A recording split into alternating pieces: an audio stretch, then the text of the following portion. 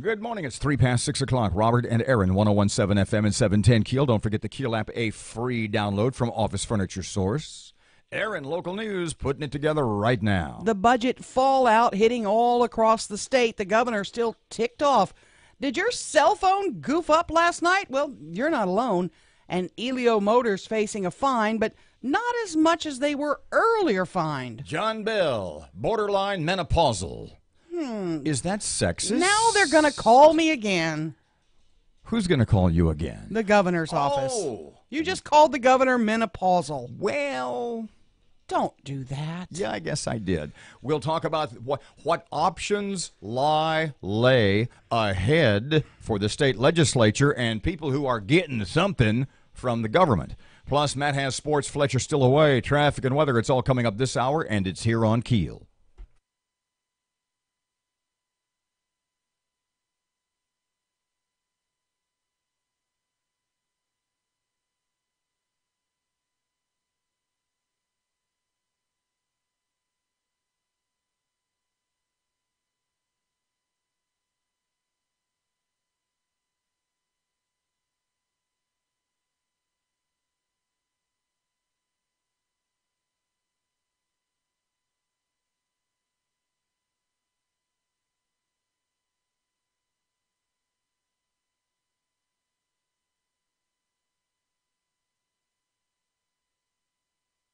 Hour of information.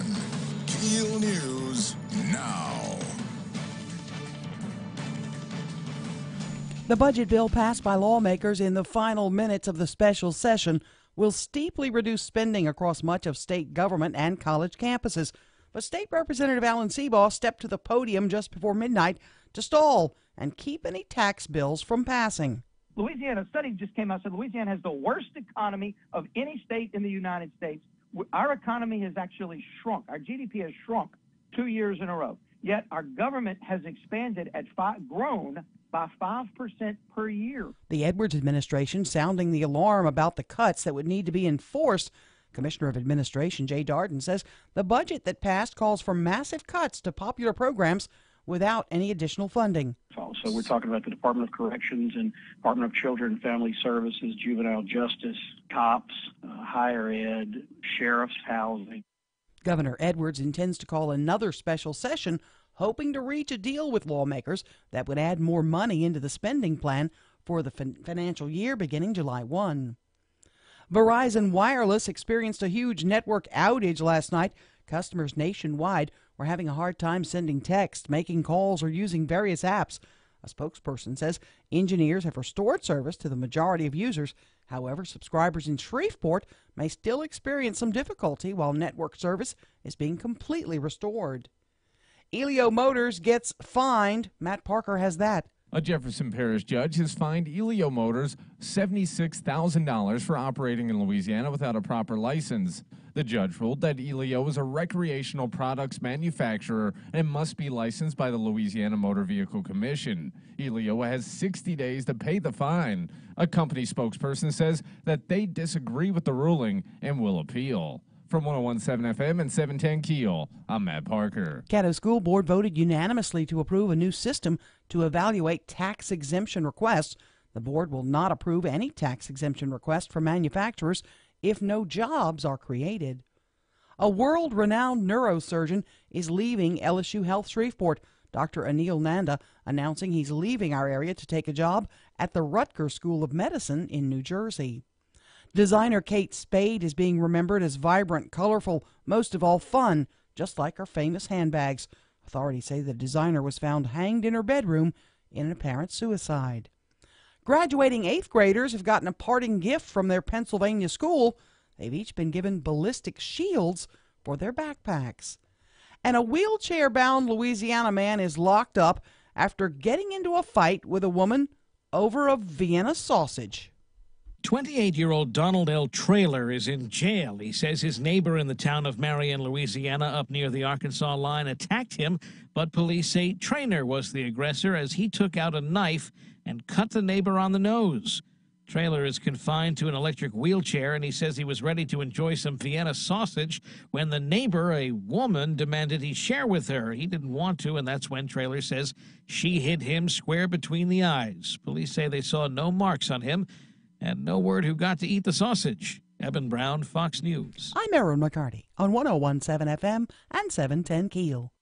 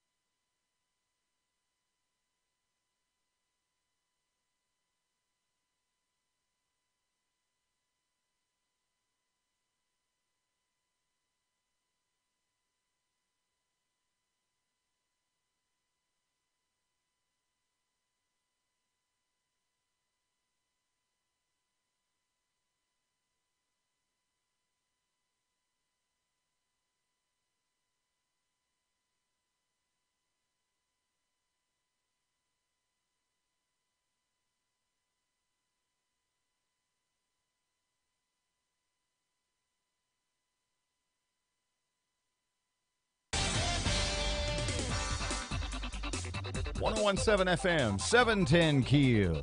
Wednesday morning traffic kicking us off. Here's Ruben.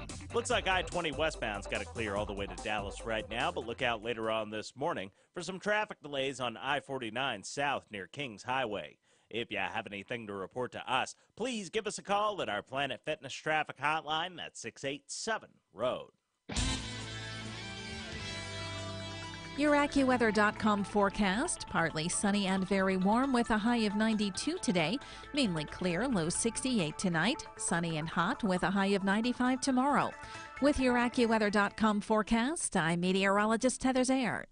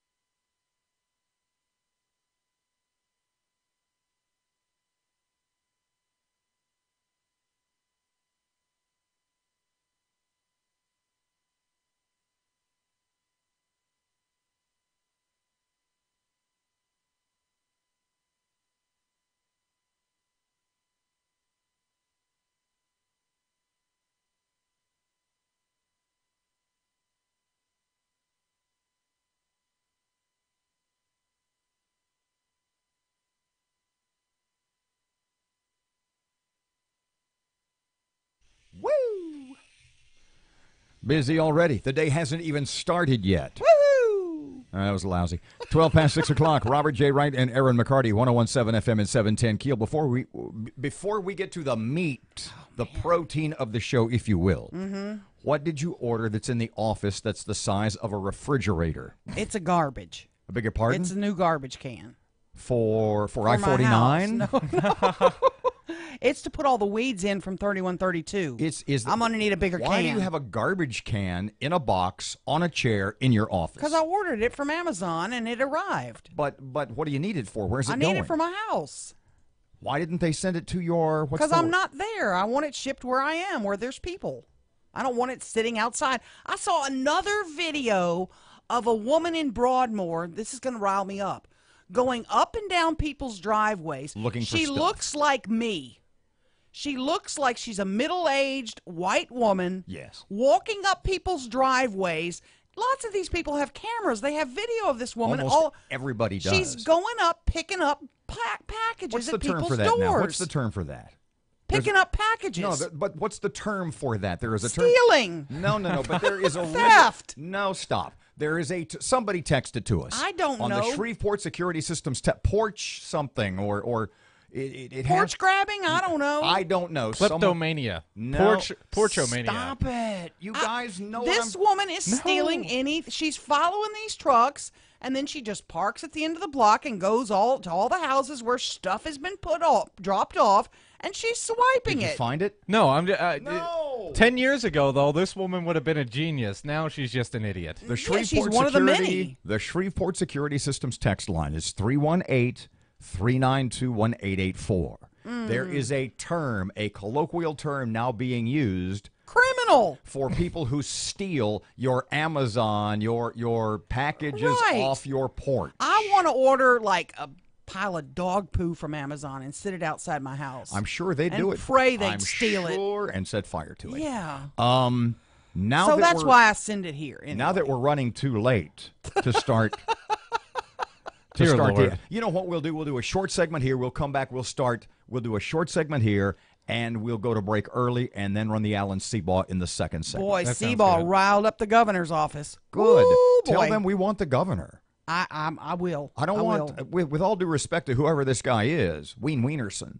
His name is not Ween Wienerson. Well, it may as well. Close enough. The point being, let's we need Jay Beasy. send some first team guys. Well, Jay's a first team guy. Jay Darden's a first team guy. Yeah, but we have Jay on every day. I know he's like co-host now. We want the governor now. Yeah. They asked if they could get on this morning to rebut the Alan Seabaugh, and I'm like, we're kind of busy, but we'll try to squeeze you in. No, we're out of time. But I hadn't heard. Now I'm like, for the governor, we'll squeeze him in. We're out of time. Yeah. Busy okay, day let me see if I've got this now. Okay, 710 is now open. Well, I'm working on filling that at the moment. Trying to get the sheriff to talk about potential budget cuts. Yes. He's not going to be happy, man. He could be crazy wild today. The more I thought about this, the more it stuck in my mind. When we talked to Jay Darden yesterday, and I said, okay, so at the end of the day, at the end of the session, here's where we are. The Senate, which, by the way, is what the governor wants. The Senate bill, the tax bill coming out of the Senate is basically it's a half a penny, 7 years. The House side is a third of a penny, 5 years. Right. And going into the last 36 hours, when we had Jay Darden on, he said, we're not moving off of that number. We're not moving off of that. Yesterday, when we talked to Jay, I stated what I just said to you. Half a penny, 5 years. 7 years. Third of a penny, 5 years. I said, is there compromise? And he said, yes. So maybe right now that they're getting ready to go to another special session, that the governor and Jay and all the Dems and some of the Republicans that are on his side in the Louisiana legislature are willing to make a move. That's what we can explore. Boy. Okay, so at 7:40, do we have anybody? Yes, we do. You forgot to. Yeah. Matt, who's at 7:40? Oh, Judge Paul Young is coming in. Yeah, there you go. Okay.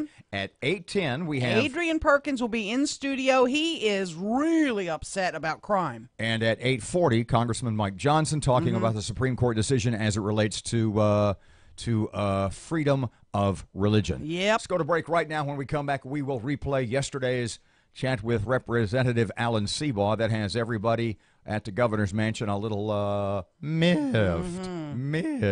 Traffic update coming up right now. 3, 2, 1. Here's Ruben on KEEL.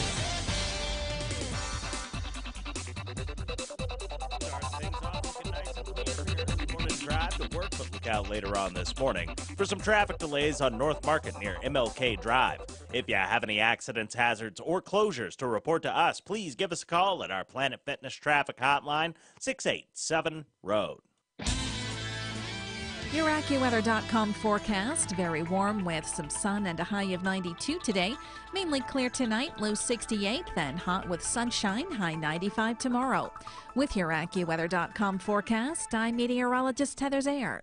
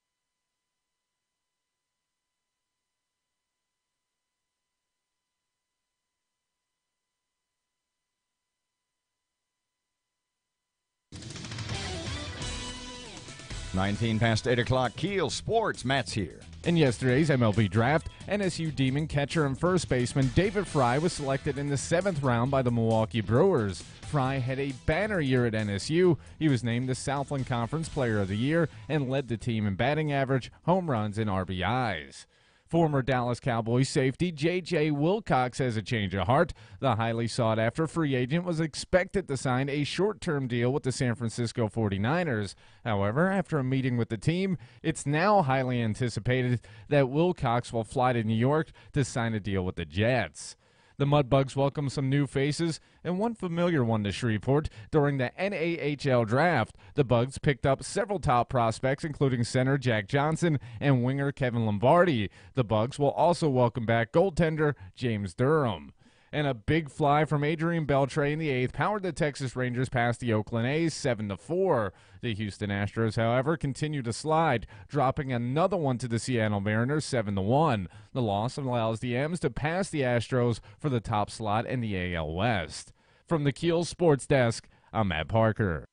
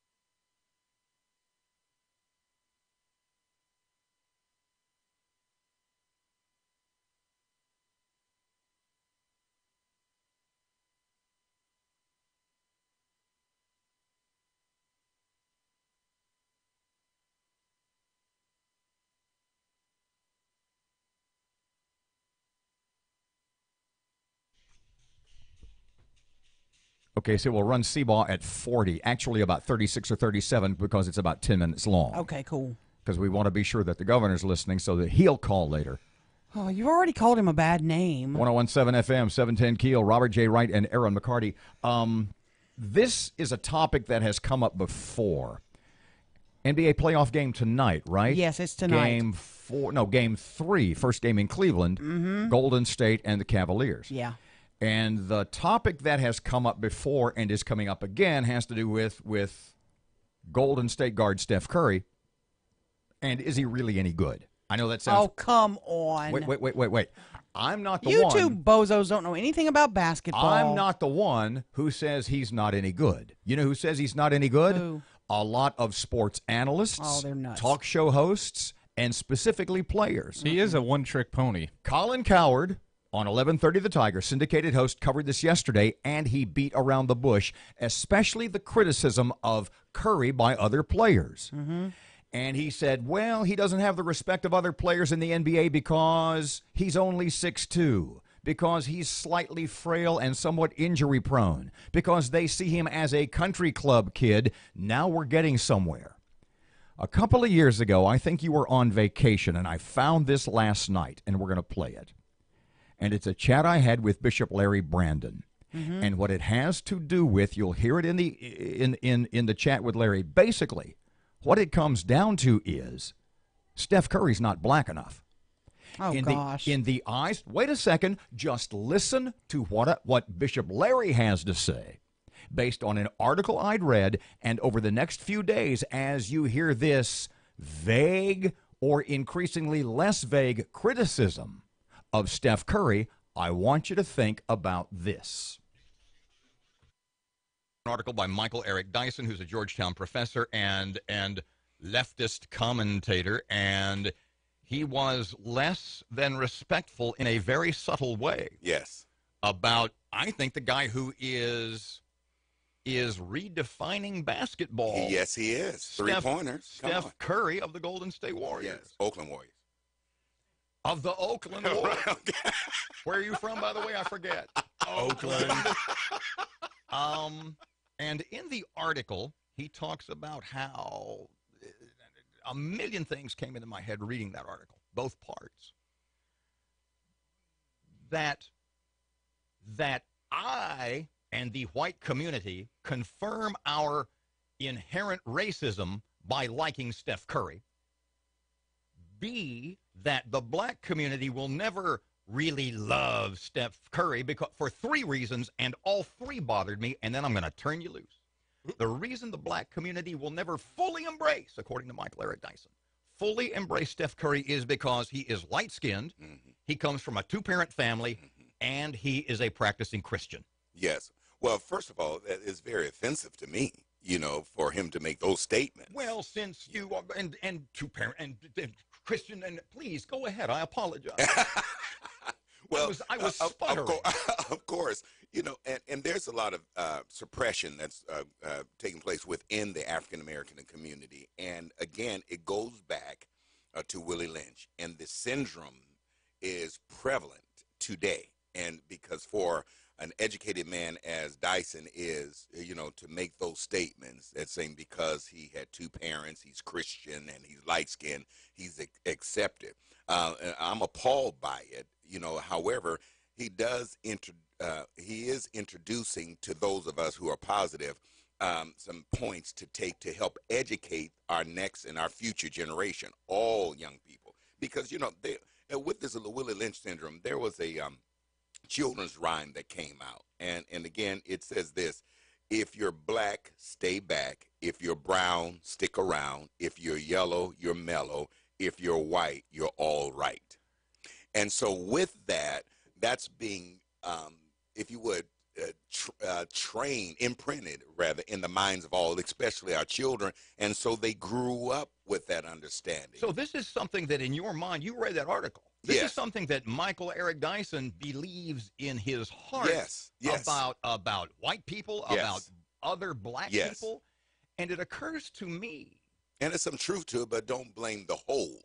And it occurs to me in reading the Dyson article that this is something that you, as a self-described, and I would never disagree, positive force. Well, I appreciate it. You see this every day. Well, I'm certainly glad you and I began to talk about it because, of course, I've understood the Willie Lynch syndrome and colorism. But to read this article, I mean, this is an educated man who has a... Yeah, he is. And he's educated me on and gave me ideas of what I need to do to help this generation and to touch our young people. Because, again, there's no such thing as being color blind, if you would, per se. We need colors. I don't subscribe that America is the melting pot. I look at America as a salad bowl. We have lettuce, we have tomatoes, we have onions, we have, and it's the dressing, cucumbers, pickles. It's the dressing that makes us taste better. The United States of America. And it just seems like Dyson he's just really pissed off at everybody. He's pissed off at me. Well, he's I angry. can tell. He's angry at you. Especially. He's angry. Yeah, Larry. Yeah, because I would be considered a sellout. Yes. You beat me. I wasn't going to use those words, but I was going to say, well, Larry, what is wrong with you? You reach out. You attempt to bridge the gap. Yeah, absolutely. So we're better together. How does that make you feel? Well, of course, it's challenging. I'm human. However, I must think of the greater good. What will I leave behind when the Lord calls me home? So I'm not concerned about others. I dare not compare myself to Jesus Christ our Lord, but he went through. He was challenged. He was even called a demon, but yet he made differences. And he's my example, my role model. I want to make a difference. Dr. Martin Luther King, there was a lot of blacks that hated him. A lot of African Americans that hated him because he was bridging the gap and he wanted peaceful means. He wasn't like the Malcolm X. I was just going to say the black. Well, what I described earlier, that Elijah Muhammad and Malcolm X before he left the Muslim movement. Right. Those were the original back in the scary black guys.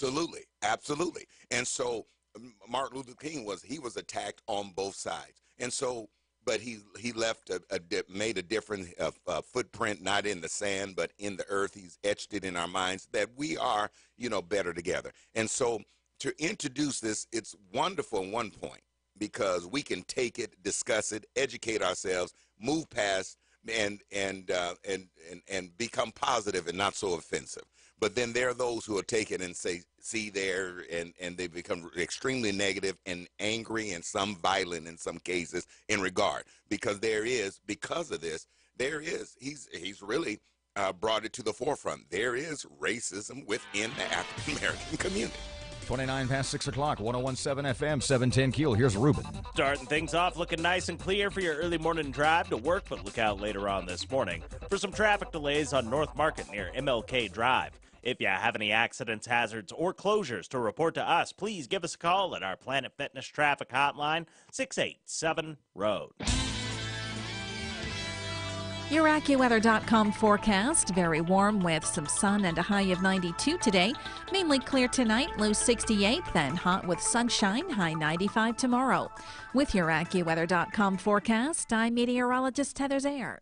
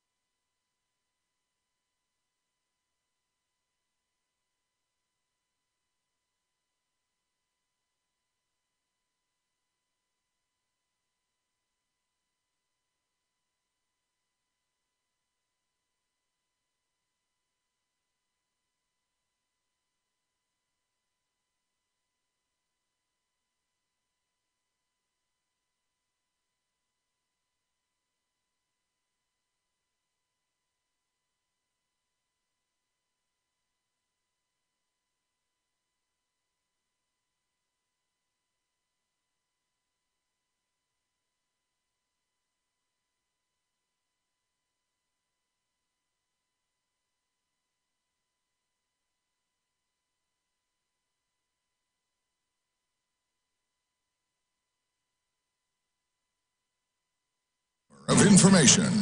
KEEL News now. The budget passed by lawmakers in the final frantic minutes of the special session will steeply reduce spending across much of state government and college campuses. State Representative Alan Seabaugh says he's all for making more cuts. His priority was putting it all on Medicaid expansion, so that's where he put it.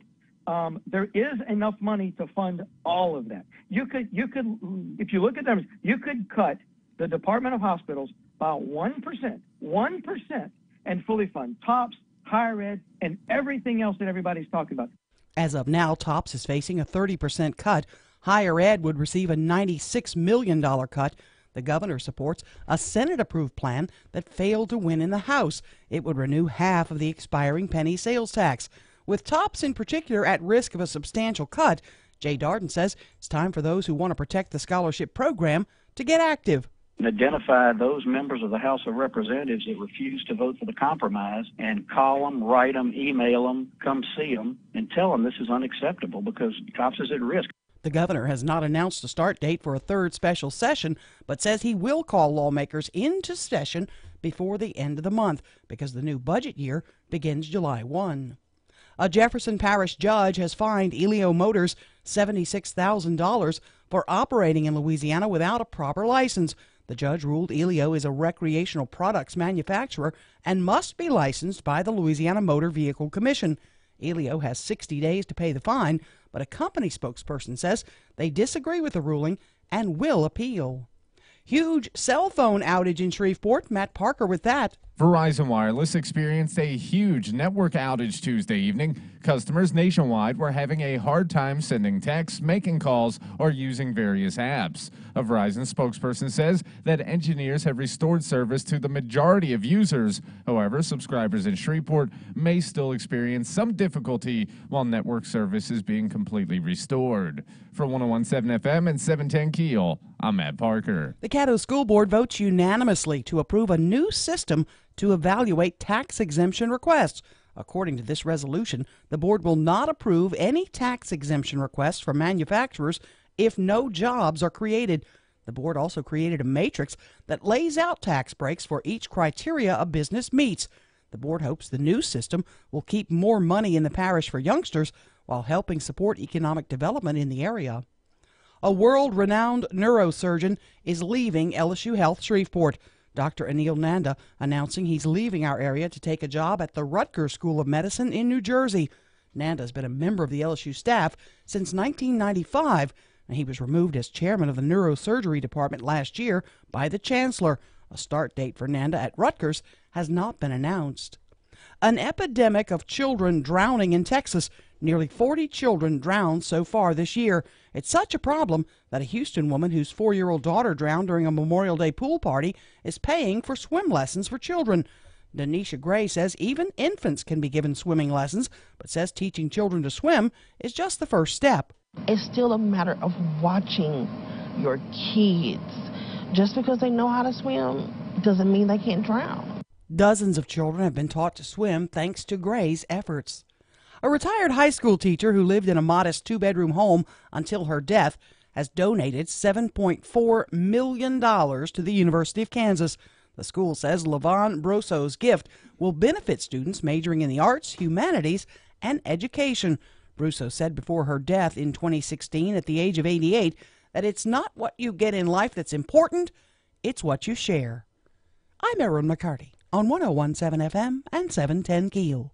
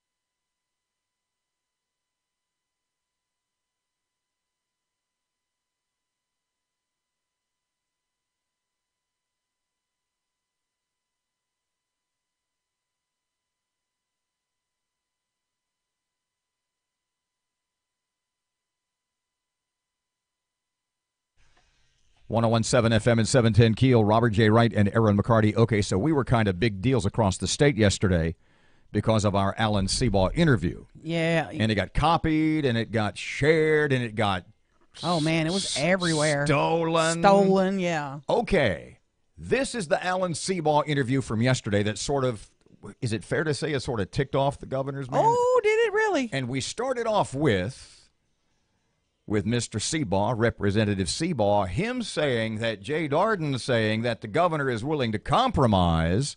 Governor is willing to, remember, Jay Darden said, we walked in there willing to compromise. And Alan said that's not exactly the facts. He kept using the word compromise. He kept referring to the compromise bill. And just to lay the foundation, here's where we were. The governor wanted $650 million. The Republicans wanted to give him zero. He keeps referring to the $650 million bill as the compromise. That wasn't the compromise. That was the governor's My Way or the Highway bill.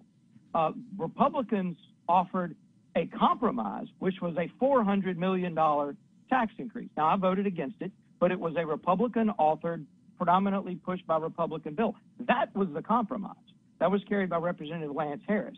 So the Republicans offered $400 million, and the governor said, I'll veto it. It's $650 million or nothing. So he got nothing. What happened last night is the Republican bill came up with the $400 million, and it was killed. Conservative Republicans voted no, and the Democrats all voted no because they wanted their My Way or the Highway bill. Oh, boy. Well, then that one came up about 20 minutes later, and it failed. It got 63 votes. It needed 70. It failed. And what I did was about 5 minutes left in the session, they tried to bring it up again for a second bite at the apple. They had already had their chance. The Republican bill had failed. The Democrat bill had failed. The will of the body had been made fairly clear in the third session in a row that we don't want to raise taxes. So I went to the floor. I objected to bringing the bill up for a second vote, and I effectively filibustered until midnight. So that they couldn't get a second bite at the apple. What'd you talk about? Did you tell Joe? Because I didn't get to the video is freezing on the website, so I'm waiting to see it. No, I didn't say anything profound, and I wish I had, to be honest with you. All I said was we've already tried, we've already voted on this bill that didn't pass. There's no reason to vote on it again. I tried to take questions. Nobody wanted to ask me a question. Everybody was yelling, but I wasn't going to give up the floor until I knew it was midnight. And then when I finally walked away from the floor, I had a couple of procedural moves that I was going to do before we got to the vote anyway. So we weren't going to vote. When I went to the floor, I had plenty of ammunition to run the clock out. And that was my intention because the people of Louisiana don't want a tax increase. I've heard it over and over and over and over. And just so you know, nothing's going to close. This is either the biggest or the second biggest budget in Louisiana history. We have enough money. But you're going to cut TOPS by 30%. You're going to cut health care. You're going to cut higher ed by $96 million. That's going to hurt people, isn't it? You got to talk to the governor about that. We appropriated enough money. His priority was putting it all on Medicaid expansion, so that's where he put it. There is enough money to fund all of that. You could, if you look at them, you could cut the Department of Hospitals by 1%, and fully fund TOPS, higher ed, and everything else that everybody's talking about. But the governor absolutely refuses to take even 1% off of health LDH because that's where the Medicaid expansion is. And he is going to live or die on Medicaid expansion, which he did completely unilaterally without the legislature. They're putting people that make enough money that shouldn't be on Medicaid. They're putting them on Medicaid, so people that are truly needy can't get the medical care that they deserve, and it's bankrupting the state, and he refuses to admit it. You know, Mr. Allen, you had mentioned a couple of seconds ago what you used the term the will of the body in reference to the House and what happened the last few days. We had Jay Darden on earlier this morning, and he said he basically, I know you'll be stunned by this, he disagreed with you, saying it's that the majority of the Senate and the House of Representatives wanted to go with the governor's halfpenny 7 years, and it's this sort of conclave of what I call those people of no in the House of Representatives, yourself, the Hortons, etc., who are screwing things up. What do you say to that? Well, it takes 2/3 vote to pass a tax bill. And it takes 70 votes out of 105 members to pass a tax increase. and the closest they could get was 63. So you call it whatever you want, but what the Constitution says is it takes 2/3 vote to raise taxes, and they couldn't get 2/3 vote for the Democrat bill, and the Republicans couldn't get 2/3 vote for the Republican bill. So there was no, I mean, the Republican bill was the compromise. We wanted 0, and we were willing to offer $400 million, which is more than half. That was the compromise. Since John Bell has been in office, he has not compromised $1 or 1% on anything at any phase of any of the negotiations. It has been my way or the highway from the get-go. His first year, he got his way. Since then, the House has said, no, we're not going to raise taxes because our constituents back home made it very clear to us that they don't want taxes. I mean, look, Louisiana, a study just came out, said Louisiana has the worst economy of any state in the United States. Our economy has actually shrunk. Our GDP has shrunk 2 years in a row. Yet our government has expanded grown by 5% per year. This is, again, it's either the biggest or the second biggest budget in history. The rate of state spending is going up and up and up, while the population is going down. The economy is shrinking. Our GDP is going down. And every economic indicator shows that the state is going backward, but the governor refuses to learn the lesson of history and still thinks he can tax the state into prosperity. It has never worked anywhere, and it's devastating the state of Louisiana. Does the governor veto this budget, then what? And should he sign it? He should have signed the first one. I mean, it's a balanced budget. If he does, he will have vetoed 2 balanced budgets. I don't really get that. But what he should have done is signed the first one, and then in the special session just brought a supplemental to fill in the gaps and the holes that weren't filled. I mean, that's the easiest thing to do, and it's certainly the quickest way to go through the process. Do you think he's going to sign this one? Is there any chance he'll do that, or is he playing sort of this game of attrition? I have absolutely no idea. I can tell you, if you look up the definition of insanity, it's doing the same thing over and over and over and expecting a different result. He's going to call a 7th special session. We raised taxes in 1 special session, and he's going to call a 7th one, and we've told him no for 2 straight years. So you tell me. So why don't y'all just not show up? Why don't lawmakers just revolt, say we're not coming? If I thought we could get a majority to do that and keep them from getting a quorum, I would, but that's not realistic. I mean, we do have a job to do. I mean, after the first special, when we didn't raise taxes, there was this big hubbub about saying we shouldn't take our per diem because we didn't do anything. I disagree. I think we did a lot. We kept tax increases from being imposed on the people of Louisiana unnecessarily. There is no reason to raise taxes in this economy, in this environment, with the amount of tax money that is being collected by the state now. There is absolutely no reason to raise taxes. None, except for the fact that you've got a governor whose wish list is bigger than the state of Louisiana can afford. If the Senate is stuck on a half a penny for 7 years, if the House idea is a third of a penny for 5, is there somewhere between those two that the two sides, i.e. the governor and you guys, can do a deal? The half and the third is really a misnomer because the difference between the two is not really very much. The difference in the bills was the total dollar amount that they raised. Hidden with, other than the half to a third, was the cleaning of the pennies, the removing of business exemptions and things along that line. That was the devil in the details. It wasn't just a third versus a half. It was $400 million versus $650 million, and because the Senate version changed, it went from a third to half to a third back to half. I mean, the Senate changed it 4 times. The difference was, the devil in the details was this removal of business tax exemptions, which again, when the business economy in the state is struggling like it is because of the policies of this governor, the last thing you need to do is hit them with yet another tax increase. A personal sales tax is probably the fairest thing to do because if you spend more money, you're going to pay more tax. So, and it does, everybody has some skin in the game. It's probably the fairest thing to do. And if we're going to have a tax, it's certainly the one I would prefer. But the bottom line is we don't need any. The state of Louisiana is bringing in more money than it ever has before. I mean, last year, the budget, the fiscal cliff was $1.6 billion. It's come down to $400 million without us doing anything, just simply because tax revenue has come in higher than they expected. The federal tax change resulted in an extra $350 million increase in Louisiana taxes without us having to do anything. The oil is up. That's another one. Oil is trading about $20 a barrel higher right now than the REC is recognizing. And if you do take the old number of $12 million into the state for every dollar that the price of oil goes up, that pretty much takes care of your deficit right there. Good morning, 649, 1017 FM and 710 Keel. Wednesday morning traffic. Here comes Ruben right now. Everything's still looking nice and clear for your early morning drive to work, but look out later on this morning for some traffic delays on Benton Road, just north of I-220 in Bossier City. If you have anything to report to us, please give us a call at our Planet Fitness traffic hotline. That's 687-ROAD.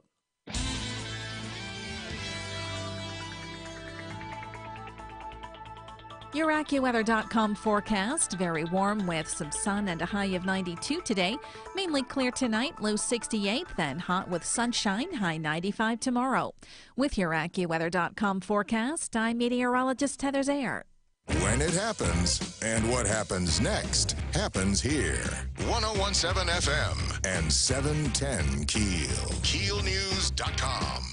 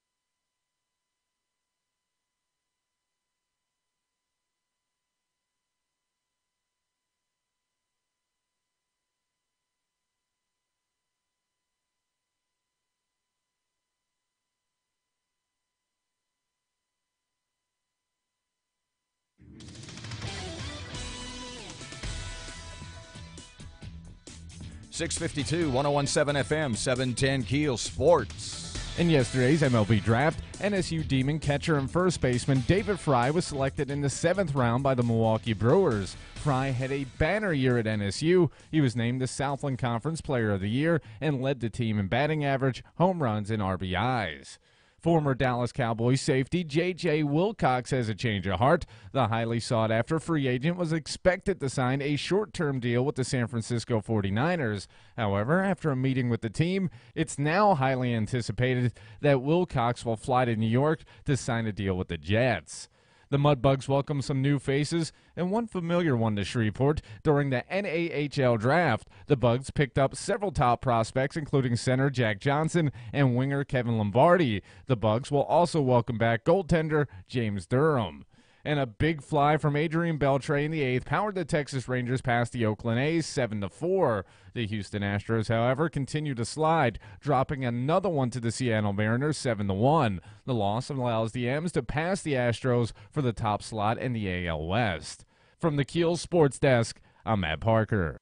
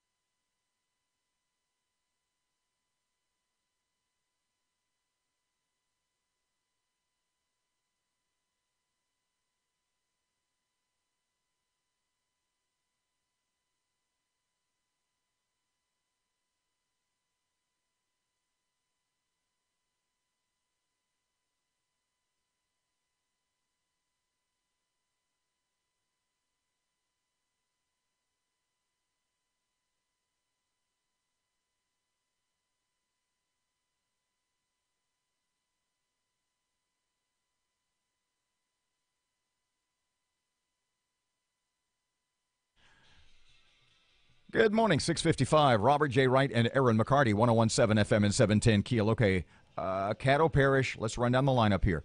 Caddo Parish Sheriff Steve Prater is just after 7. He's going to talk about patrolling the city, helping the city, and cuts from state funding to house inmates. And who's going to pay? There's some, because originally, didn't they say, Caddo Commissioner said, we'll cover that cost? Well, not all of them did. There's some of them are like, who gave that a vote? Really? Yeah. So there's a little bit of controversy brewing with that. So is that back up in the air, or is that we'll basically why we need to talk to Mr. Steve? We need to see where we are. At 7:40. Another thing is up in the air. Housing inmates at the Caddo Juvenile Lockup. Judge Paul Young is going to join us. We're up against that deadline to move the 17-year-olds into the juvenile facility. Is mayoral candidate Adrian Perkins joining us in studio at 8:10? It looks like he'll be here live in the flesh. And Congressman Mike Johnson on the Supreme Court decision on the Christian Baker. I don't even know if we can squeeze the governor in today. Is at about 8:40. Leave him on hold. Sort of like the House of Representatives. Let's see. Watch this. Something I'm supposed to do here. Oh! Did you hear something? Time for did. Rush on Keel. Stockton, California is about to launch an experiment, a no-strings guaranteed basic income of $500 a month for its people to eliminate poverty, supposedly. Now, they're going to start with a select group of residents early next year. Michael Tubbs, Stockton's 27-year-old mayor, says that those who get the free money are going to be tracked and studied. He hopes that they'll collect enough data in a few years to figure out the income floor that people deserve. The money is not coming from taxpayers yet. Yeah, the initial handout is from a group calling itself the Economic Security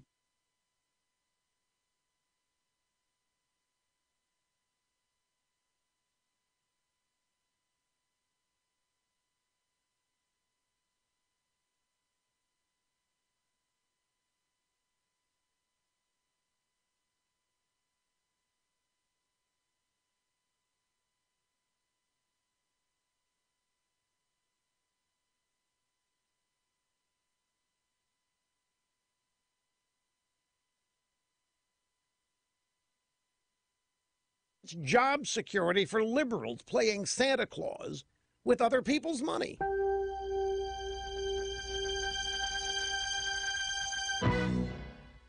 Folks, if you own land, you deserve a great deal on a great tractor, and that's why you should visit my good friends at Mahindra during Mahindra Dealer Days right now. Your local Mahindra dealer has huge savings on Mahindra subcompact, compact, and utility tractors, plus a full line of utility vehicles. And Mahindra's long-lasting powertrain warranties, they still come standard. Enjoy the land you love from the comfortable seat of a new Mahindra tractor and use the money you save to do something special. But hurry, you need to buy before these huge Mahindra Dealer Days savings are gone. To learn more about the world's #1 selling tractor, it's easy. Visit MahindraUSA.com. That's MahindraUSA.com. Take advantage of rock bottom prices and test drive a Mahindra today at Kelly Tractor and Equipment in Longview, or visit kellytractor.net. That's kellytractor.net. Keeping an eye right now on some slow-moving traffic on Linwood Avenue near Hollywood Avenue. And we have some traffic delays on McDade Street near ART Parkway and Bossier Civic. If you have anything to report to us, please give us a call at our Planet Fitness traffic hotline. That's 687-ROAD.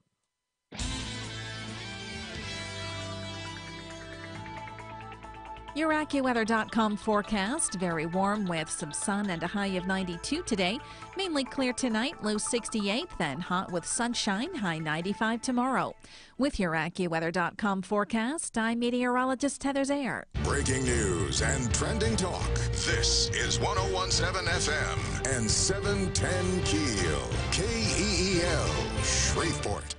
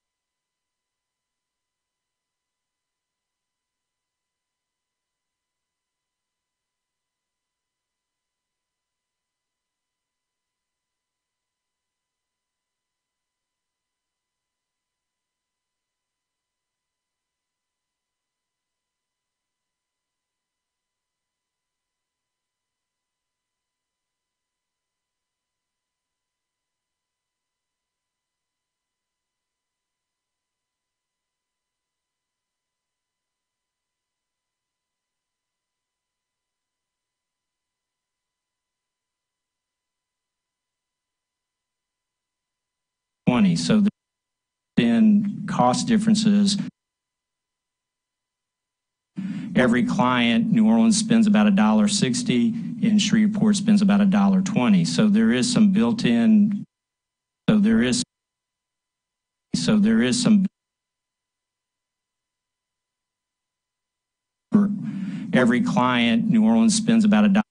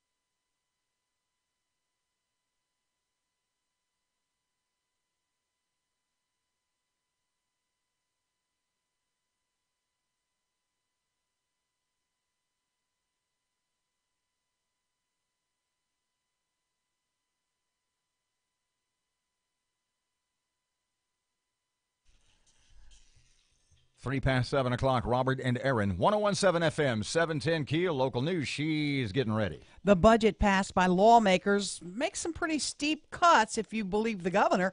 Elio Motors is facing a fine, but it's less than what they earlier thought. And did you have a little trouble with your cell phone? Let me see if I've got this right. So in about 7 or 8 minutes, maybe a little more, Caddo Sheriff Steve Prater about possible budget cuts and will they be patrolling Shreveport, and if they do, who's going to pay? Mm-hmm. And juvenile detention guy Paul Young at 7:40. Yep. I also want to ask you some questions about what we should have in Shreveport. It's called a blight elimination team. Did you know we had one of those? No, are we paying for that? Oh, we're supposed to have one? Are you on that committee too? No, I'm not. 4 past 7 o'clock, traffic and weather on the way, and Matt and sports coming up here on Keel.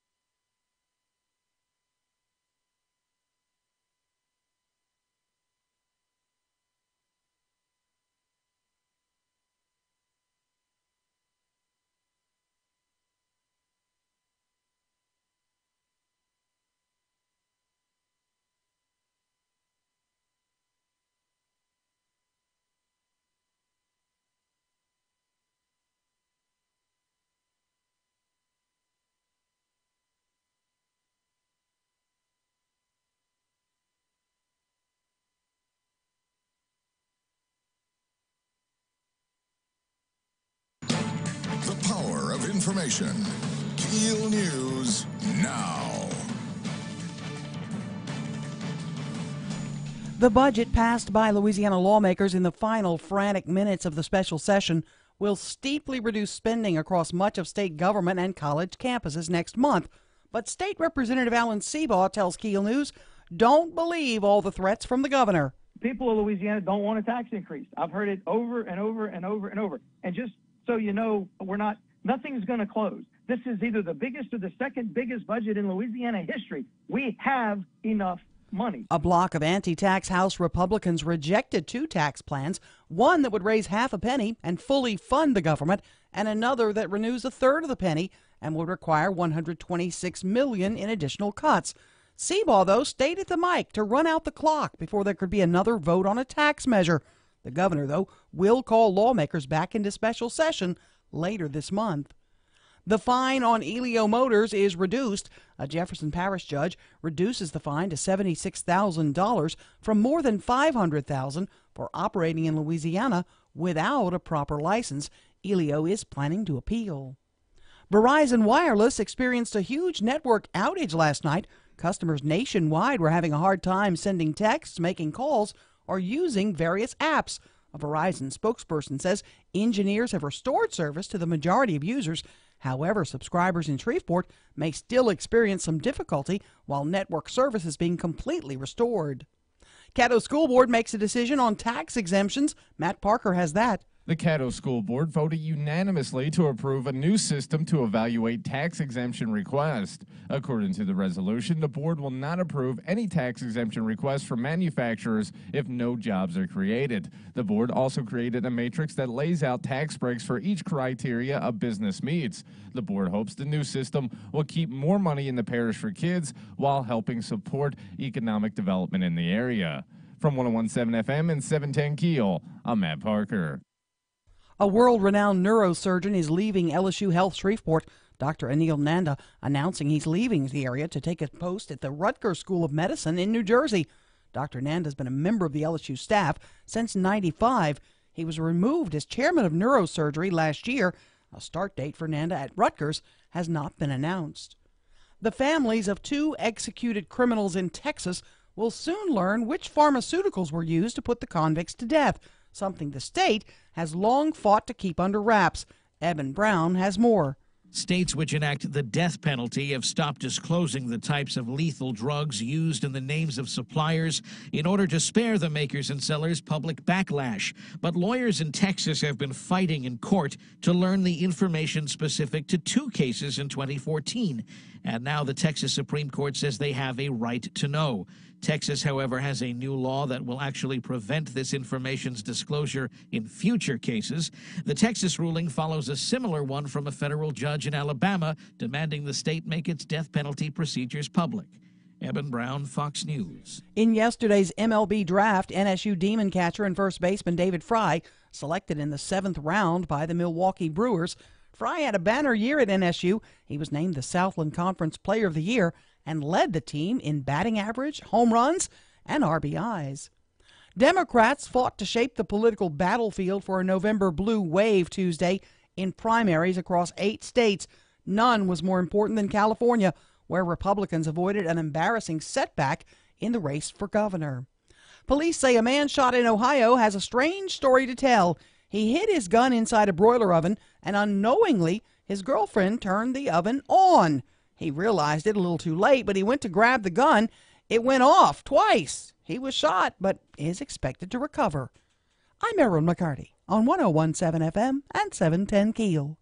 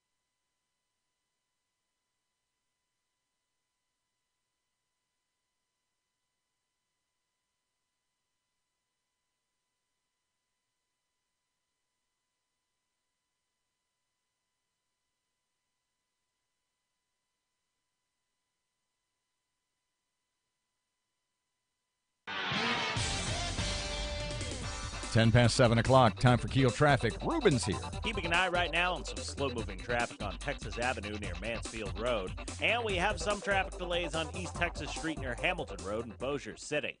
If you have anything to report to us, please give us a call at our Planet Fitness traffic hotline. That's 687-ROAD.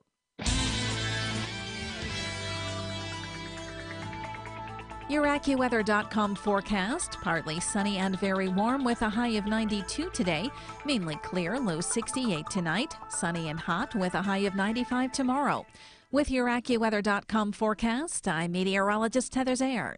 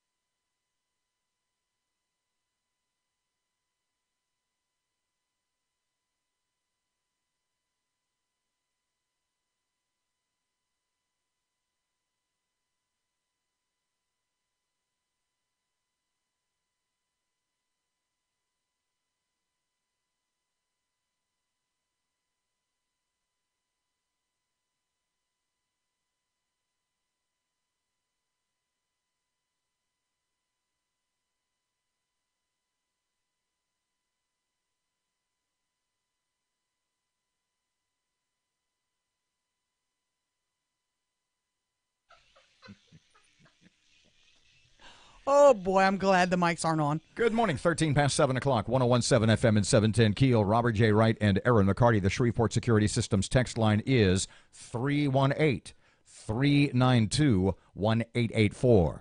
Caddo Parish Sheriff Steve Prater is here. Hey, Mr. Steve, welcome back to KEEL. Thanks for taking time for us this morning. Well, sure. I know you're worried about the state budget with regard to funding for housing state inmates in the parish jail. It looks like it may be cut, I guess, even below the $19. What are you getting now, and what are you anticipating? Getting $24.39, and we don't know what it will go to.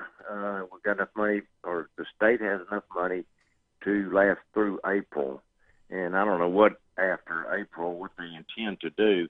The state's got to take it very seriously, because we're saving the state probably $20 a day in what they would have to pay anyone else to hold state prisoners.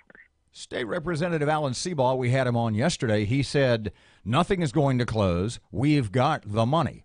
You're on the battle lines of we've got the money. Are you buying that? Is that legit? Do you think the state really does have the money and there's just a lot of scare tactics going around? Well, my personal feeling, and I don't know everything that everyone else knows that's in state government down there, but my feeling is that we've got the money. We just need to make some cuts in the appropriate places and fund what has to be funded. That's what we do at the sheriff's office when things go south on us and we don't collect enough property taxes or enough sales taxes or enough, don't have the revenue, then we make the appropriate cuts, and that's what we, that's basically what I think the It's how the real world works, is what you're saying. Right. Yes. Sheriff, let me at what point do you tell the state, I no longer can house your inmates because this isn't even coming close to my cost? Well, see, people don't understand what we have state prisoners for, as far as why we keep state prisoners. You have to, by law, we have to keep a jail for people that have not gone to court yet, hadn't been sentenced yet. And so we got about 900 out there, and we only get $3.50 a day for them. So since we've got a facility out there and we have it up and going, if you can throw in a couple, 200 or 300 state prisoners at $24 a day, then since you got to have it open anyway, then you are able to at least make a little money on it. It's not a profit. It's just paying for the facility. It all goes back into the facility for what you lose keeping the $3.57. So at some point, the state's got to realize they got to pony up. It's the citizens of Caddo Parish are not responsible for holding state prisoners. And so the answer to that is, if they cut $5, are we going to send them back? Where are they going to house them there? If they cut $2, we're going to send them back. There's still a lot of variables. I really don't think they're going to cut it. Is that final call up to you, or does the state make that call? No, that final call's up to me on behalf of the citizens of Caddo Parish of how much more we're going to supplement state government than we already do. Let's shift gears to policing in Shreveport. I know there's still some debate over how we're going to pay your agency for assisting Shreveport police in patrolling the streets of Shreveport. Where are we on that, on the cost? How much is it going to cost, and who's paying? Well, the way that it's worked out right now, and folks need to understand that we are a much smaller agency. We don't have the resources that the commission has, or the resources that Shreveport or the Shreveport Police Department has. And so we do a lot in the city of Shreveport already.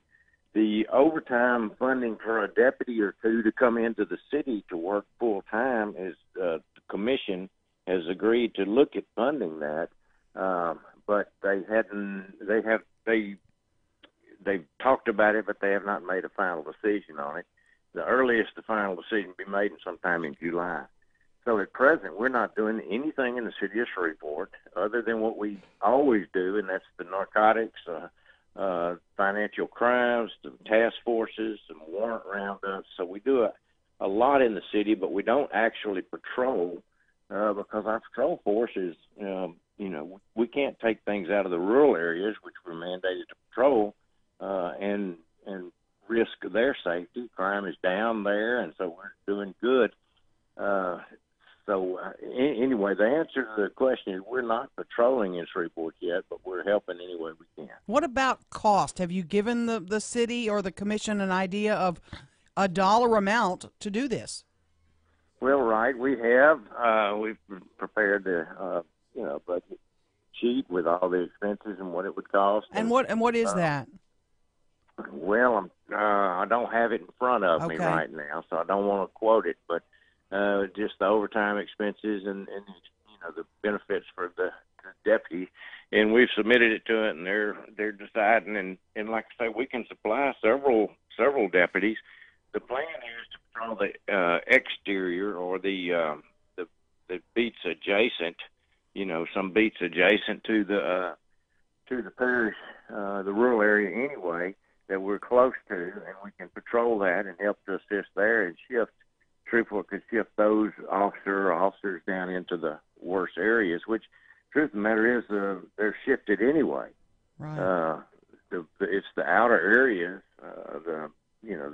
the southern traces, the North Highlands, the areas like that suffer when there's so much crime that occurs in the inner city because the officers are drawn there anyway to the inner city. Gotcha. Sheriff Steve Prater, thanks so much for your time. I'm sure we'll chat again.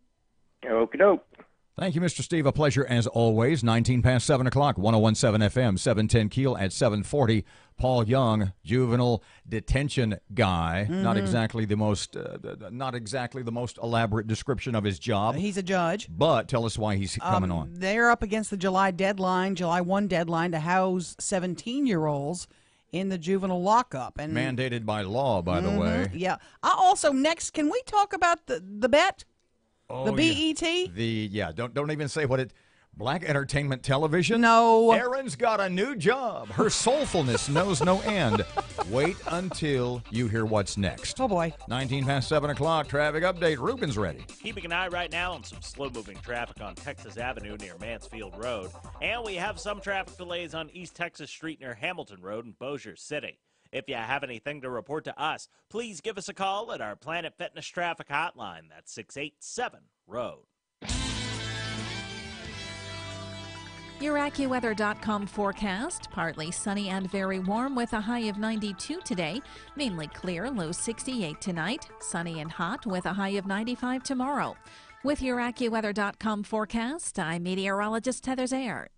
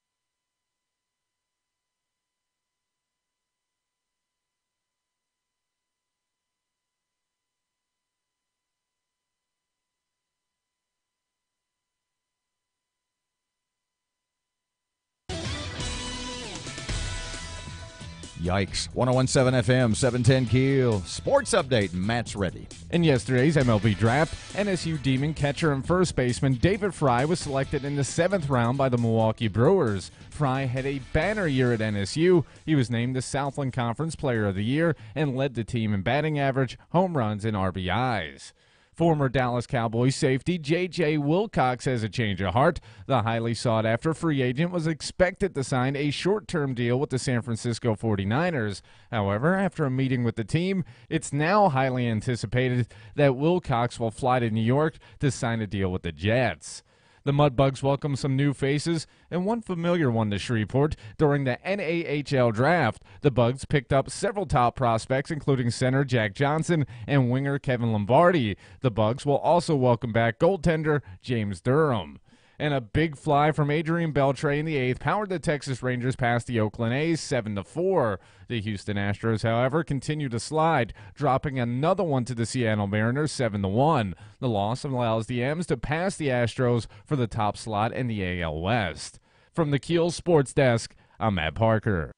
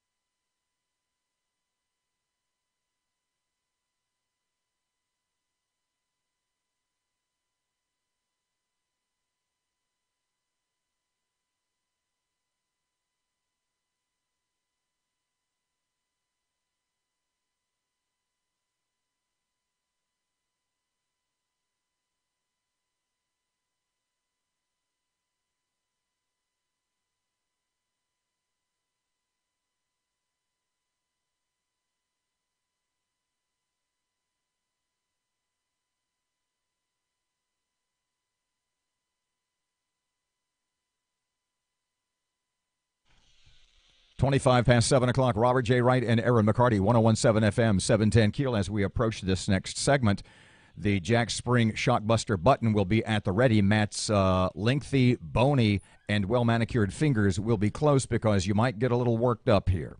Okay, so you talked a couple of seconds ago about what you called the BET, the B-E-T. Yep. Not Black Entertainment Television. No, did you know we have a BET?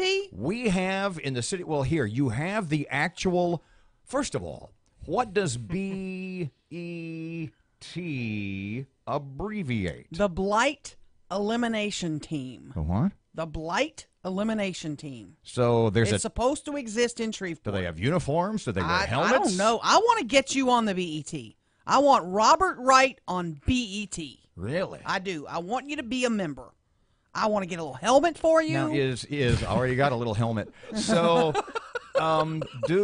Here's the ordinance. Here's what it says. I was going to say, is there legislation? It's required. There's an ordinance that passed in 2004 that says, you ready? Go ahead. There is hereby created within the city government a multi-agency task force, known as the Blight Elimination Team, hereinafter, love that word, known as the team, which shall be composed of the following members. Those employed by the city shall be designated by the department head of the respective department. The mayor's office shall request the Caddo administrator to designate those employed by Caddo Parish. It's got a whole list of the designees. The mayor's office designee, police department, community development, city council, operational services, fire department, MPC, animal and mosquito. It's basically just it's all a of these whole people bunch of who people. Basically they wanted a whole lot of sets of eyes, pairs of eyes. When you drive around, if you see something ugly, tell somebody about it. Yes, wave a red flag and say, "Hey, I'm on the BET. We have a problem." Well, we have no BET apparently. What do you mean? I sent an email to, the muckety mucks to say, do we have a BET and who's on it? I'd like to talk to somebody. Were they ignorant of the aforementioned legislated BET? Do you know everybody I sent this email to? I got one response. How many did you send? The mayor, the CAO, all the city council members. So at least 10. Yeah, at least 10. The public works director, I think. I got one response. I think public works director's on vacay, so I got an auto response. I got this back from Jerry Bowman, city councilman Jerry Bowman, who said, quote, "I asked about that team 3+ years ago and was told by the then property standards director and the then public works director, whom both are no longer with the city anymore, that it no longer existed. So I have asked, have we repealed the ordinance, which is ordinance number 79 of 2004? And nobody can tell me whether honestly, we've repealed. isn't that just sort of a feel-good thing? It would be no, like, this is what we need up and going.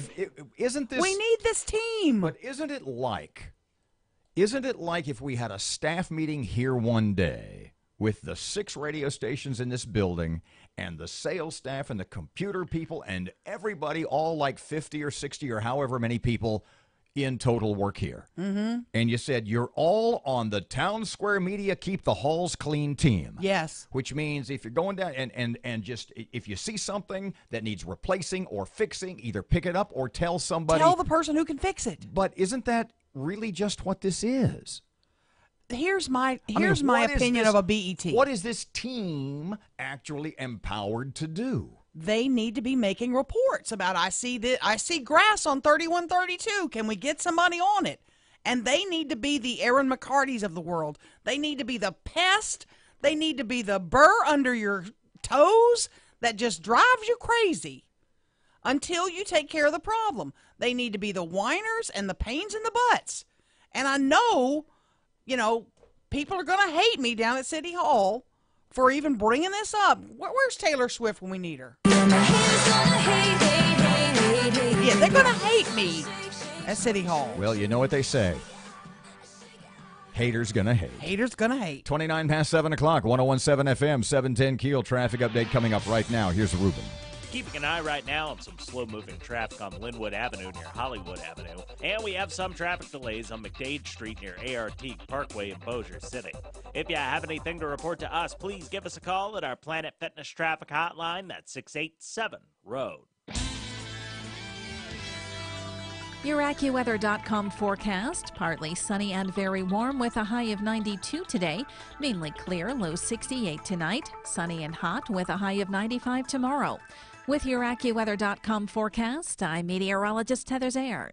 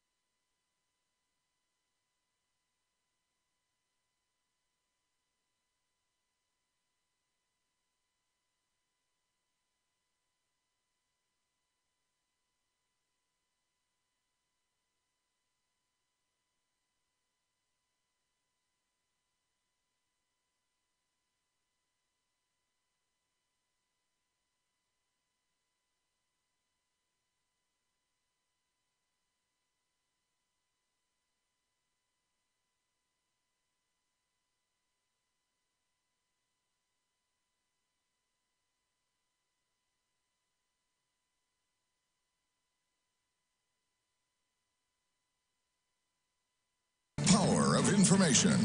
KEEL News now.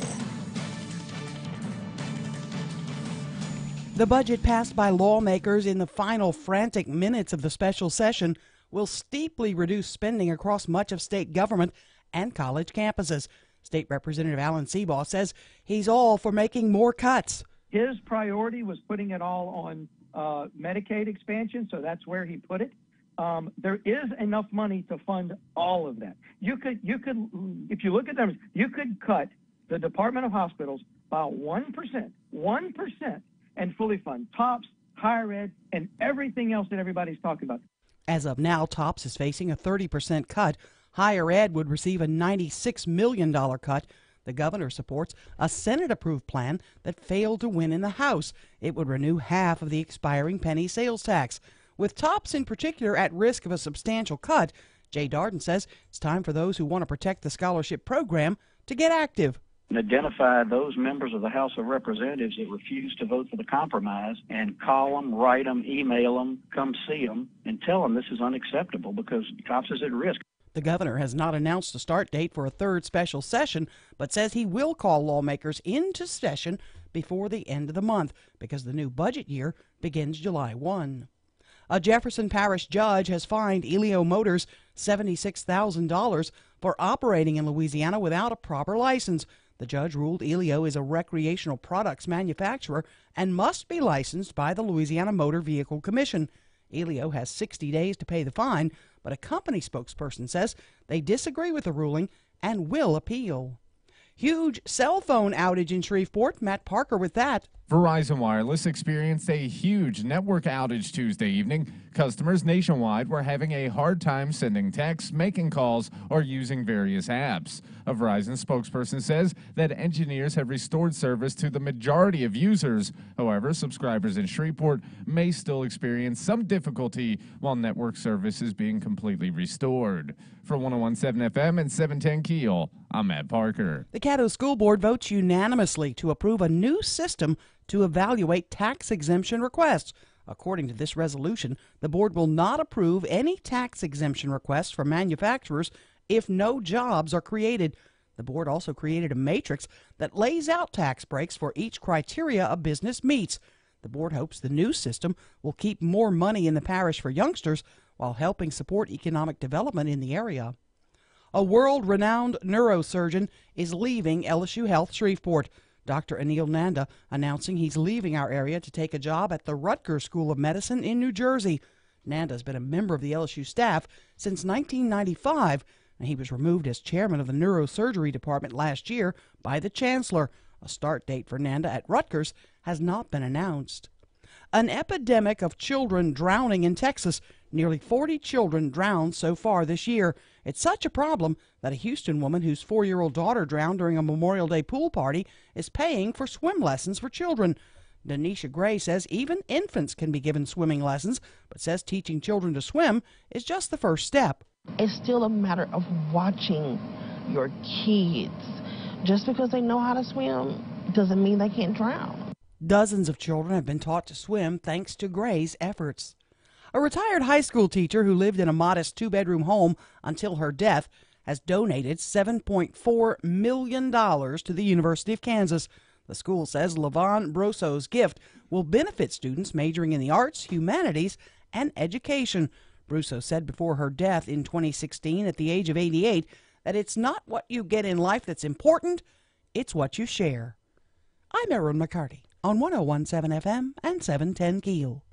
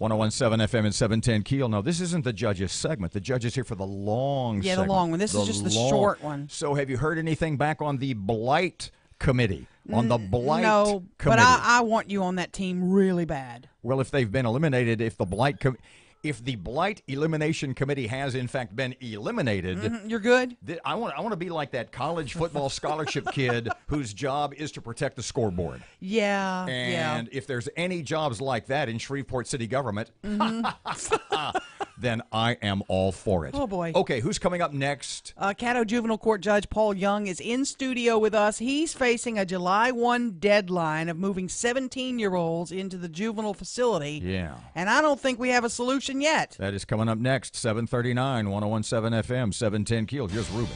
The intersection at Olive Street and Line Avenue is dealing with some slow-moving traffic right now. And we have some traffic delays on Benton Road near Green Acres Boulevard in Bossier City. If you have anything to report to us, please give us a call at our Planet Fitness traffic hotline at 687-ROAD. Your AccuWeather.com forecast. Partly sunny and very warm with a high of 92 today. Mainly clear, low 68 tonight. Sunny and hot with a high of 95 tomorrow. With your AccuWeather.com forecast, I'm meteorologist Heather Zayert.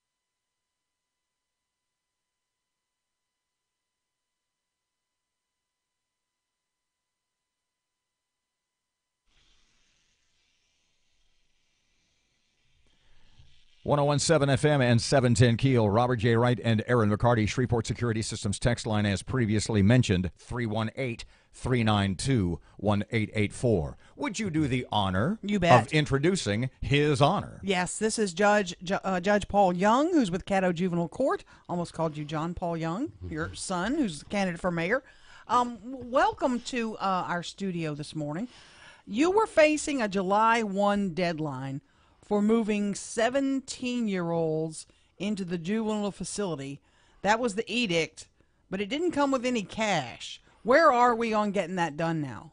Well, first of all, the legislature this year passed a bill, and the governor has signed it, extending that July 1st deadline for nonviolent offenders who are 17, transferring them from the adult system to the juvenile system to March 1st, 2019. Okay, so you have a little more leeway. Right. There were a couple of bills in the legislature. One would have delayed that not only to March 1st, but also to a January 1st, 2019 deadline for the Director of Office of Juvenile Justice to certify in writing that he had the funding to handle that transfer, because, of course, the state beds also would be 17-year-olds would be transferred to those state beds also, not just parish-based. The times... but that requirement was deleted.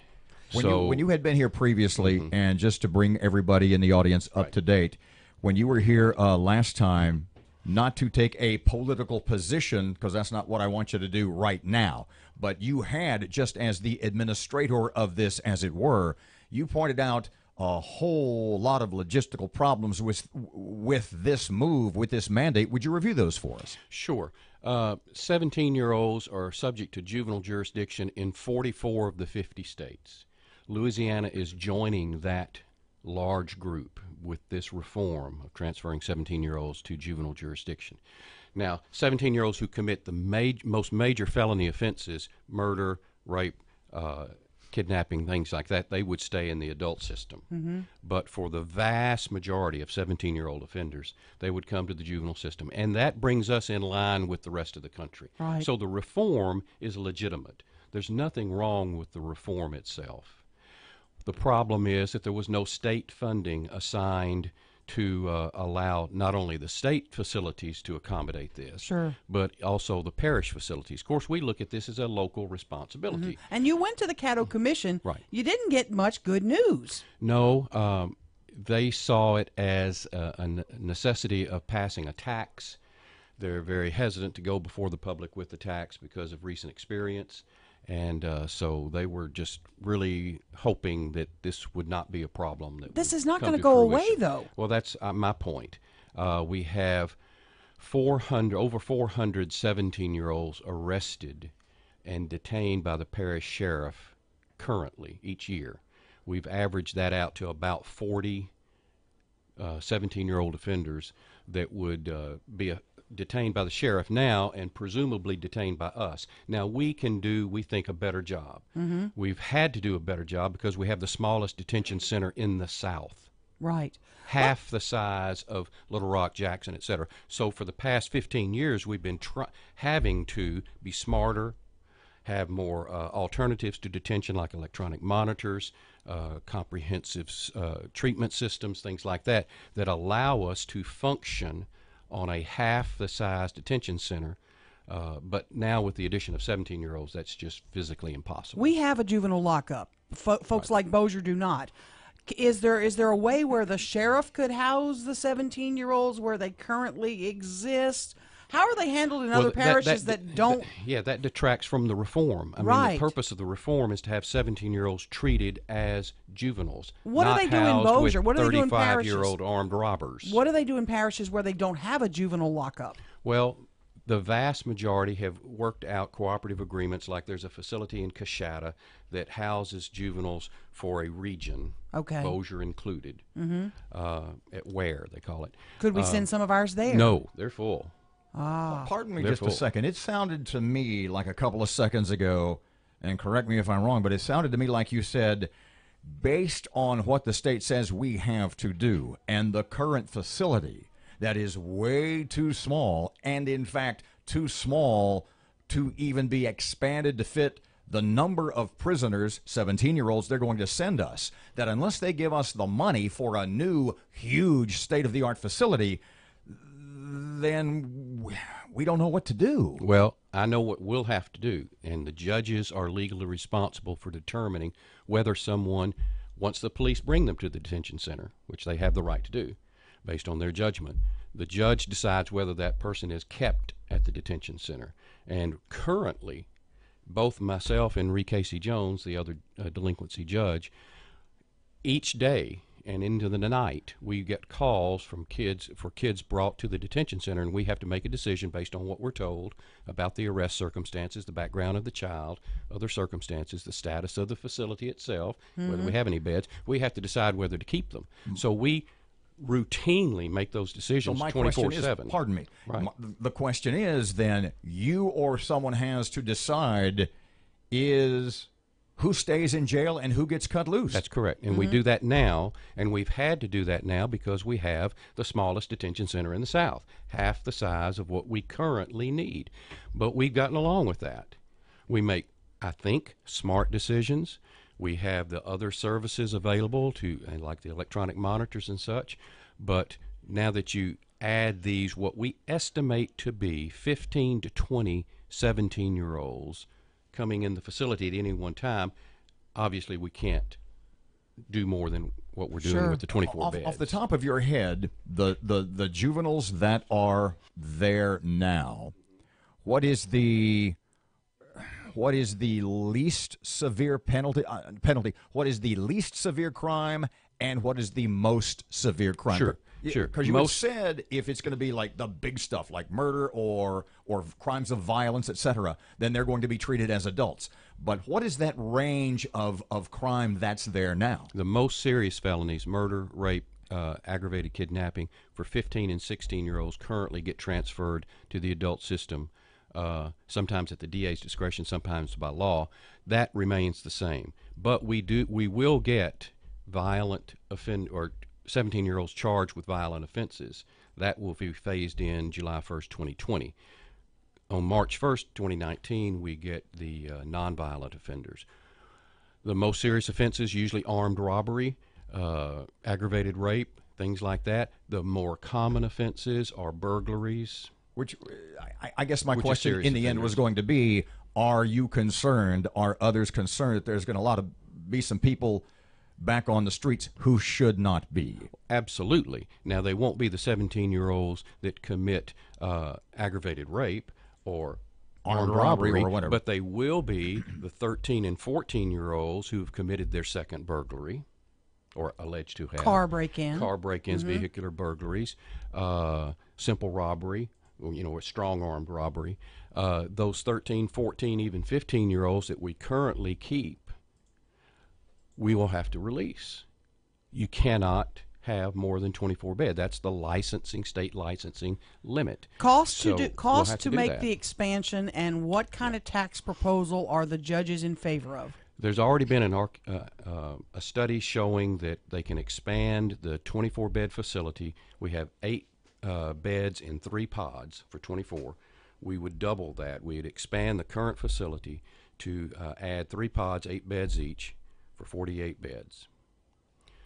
We believe, again, with the full range of services and the electronic monitors and all that, we'll be able to function with that, and that will put us on a par with similar southern cities. And how much would that cost? That's a $12 million project. And what kind of tax would you propose? No tax is proposed for that. There are capital funds available. Currently, the Caddo Parish Commission agrees on the record that the money is available to do that, to expand that facility. That's not the problem.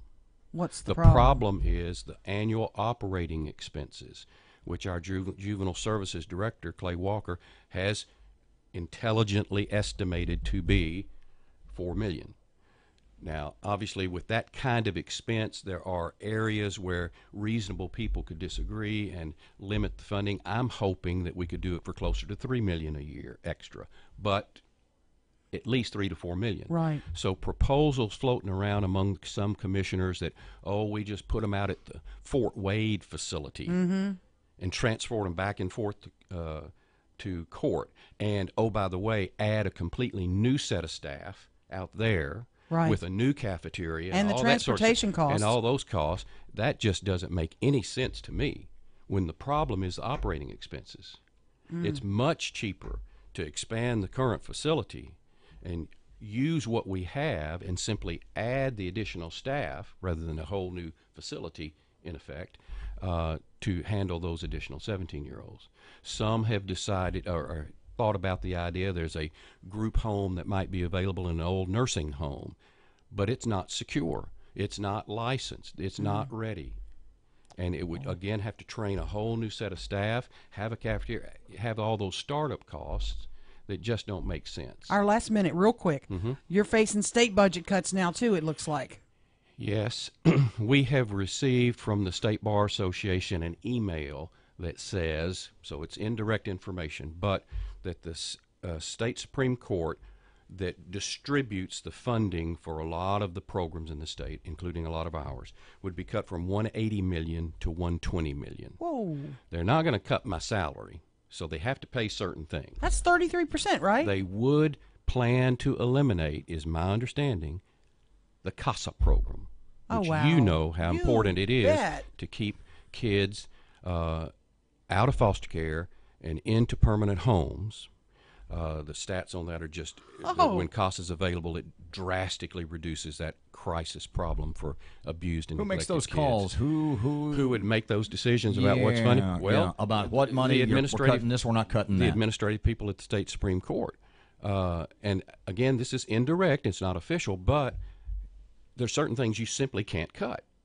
You have to have a court functioning. You have to have those. So they're estimating that they would not be able to also have CASA program, drug court funding, juvenile drug court funding, which helps keep kids out of those beds that we're talking about with the state. Again, it's a... So pardon me, when we had State Representative Seabaugh on yesterday, and when he says, nothing's going to close, we've got the money. What do you think about that? I can't say what I think about that. He's a judge. Because I'm a judge.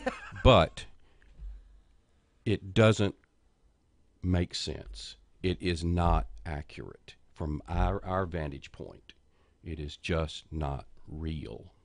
Oh, boy. Judge Paul Young, Caddo Juvenile Court. We got to do this again, I know, as we get closer to March.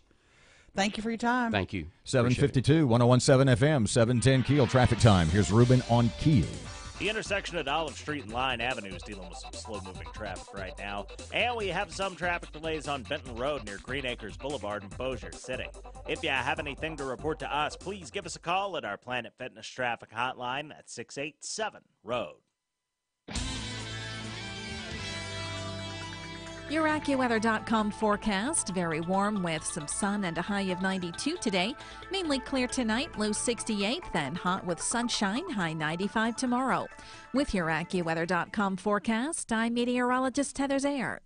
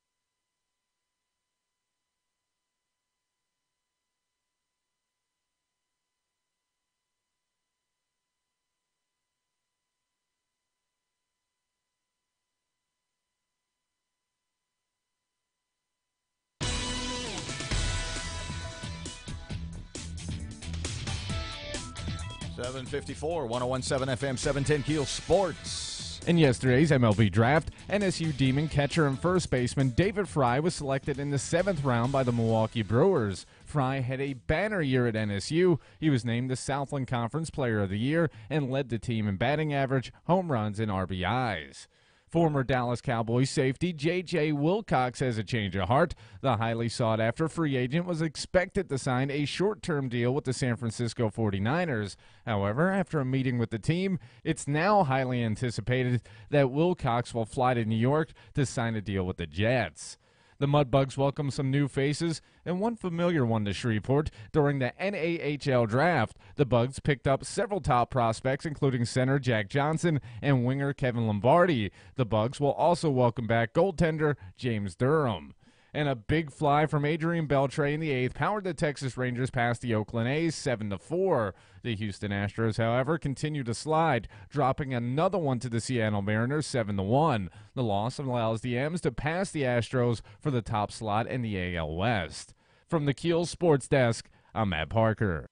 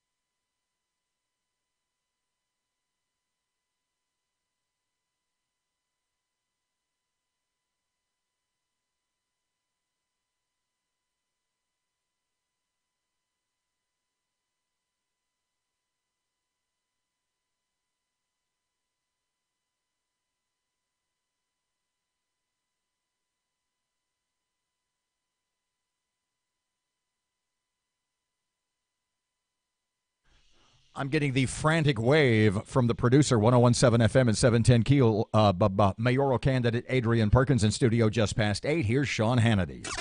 The truth and nothing but. This is the Sean Hannity Morning Minute. The reason for Trump's success is he's keeping his promises and conservatism works. It's not any more complicated than that. I have not changed my core fundamental ideological beliefs in 30 years I've been on radio, since 1987. I have not changed my core fundamental beliefs in conservatism being the right ideology and philosophy since I've been on Fox News for 23 and a half years. I know, I'm just as surprised as you are, to be honest. But my point is the same. Conservatism is good for economic growth. We see it all happening. Keeping you on the straight path. Later today, it's the Sean Hannity Show. If it's what people are talking about in Shreveport-Bossier, you can bet they heard us talking about it first. The place for breaking news and trending talk is 1017 FM and 710 KEEL. Good morning at 7:59, 1017 FM, 710 KEEL. Robert J. Wright and Erin McCarty. Before Fox News traffic update, here's Ruben. Keeping an eye right now on some slow-moving traffic on Uri Drive near East Coons Industrial Loop. And we're still looking at that heavy backed-up traffic on I-20 westbound. Starting at Spring and Market, it's backed up to Airline Drive right now. If you have anything to report to us, please give us a call at our Planet Fitness Traffic Hotline. That's 687-ROAD. Your AccuWeather.com forecast, very warm with some sun and a high of 92 today. Mainly clear tonight, low 68, then hot with sunshine, high 95 tomorrow. With your AccuWeather.com forecast, I'm meteorologist Heather Zayer. Breaking news and trending.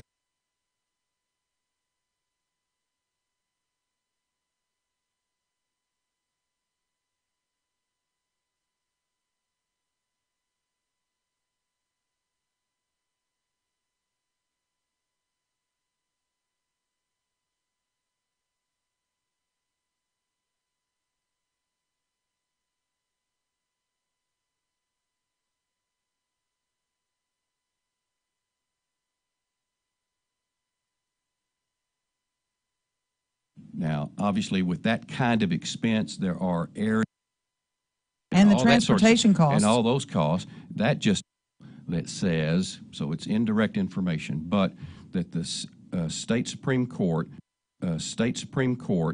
that distributes the funding for a lot of the programs in the state, including a lot of ours, would be cut from $180 million to $120 million. Whoa. They're not going to cut my salary, so they have to pay certain things. That's 33%, right? State Supreme cut from $180 million to $120 million.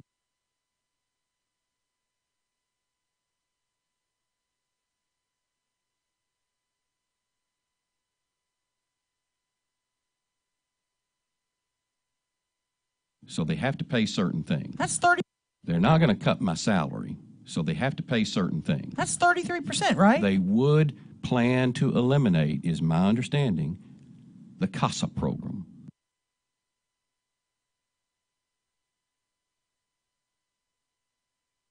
Would plan to eliminate, is my understanding, the CASA. They're going to cut my salary, so they have to pay certain things. That's 33%, right? That's 33%, right? They would plan to eliminate, have to pay certain things. They would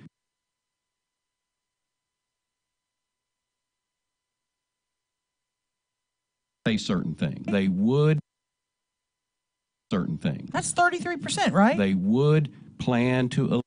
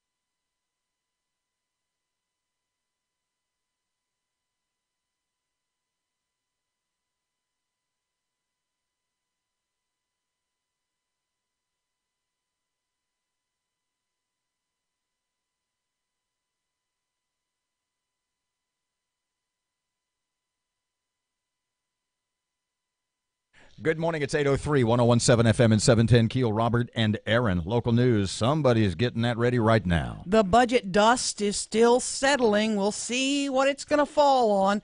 Also coming up, there were some cell phone troubles in Shreveport, and Elio Motors facing a pretty big fine, but not as big as originally. Not a bad hour here on KEEL. Mayoral candidate Adrian Perkins is in studio in less than 15 minutes. Add Perks here. And at about 8:40, Congressman Mike Johnson talking about the Supreme Court ruling, the Christian Baker, what lies in store. He'll explain it. Was it a good ruling, a bad ruling? What does it portend? God, I've wanted to say that word forever.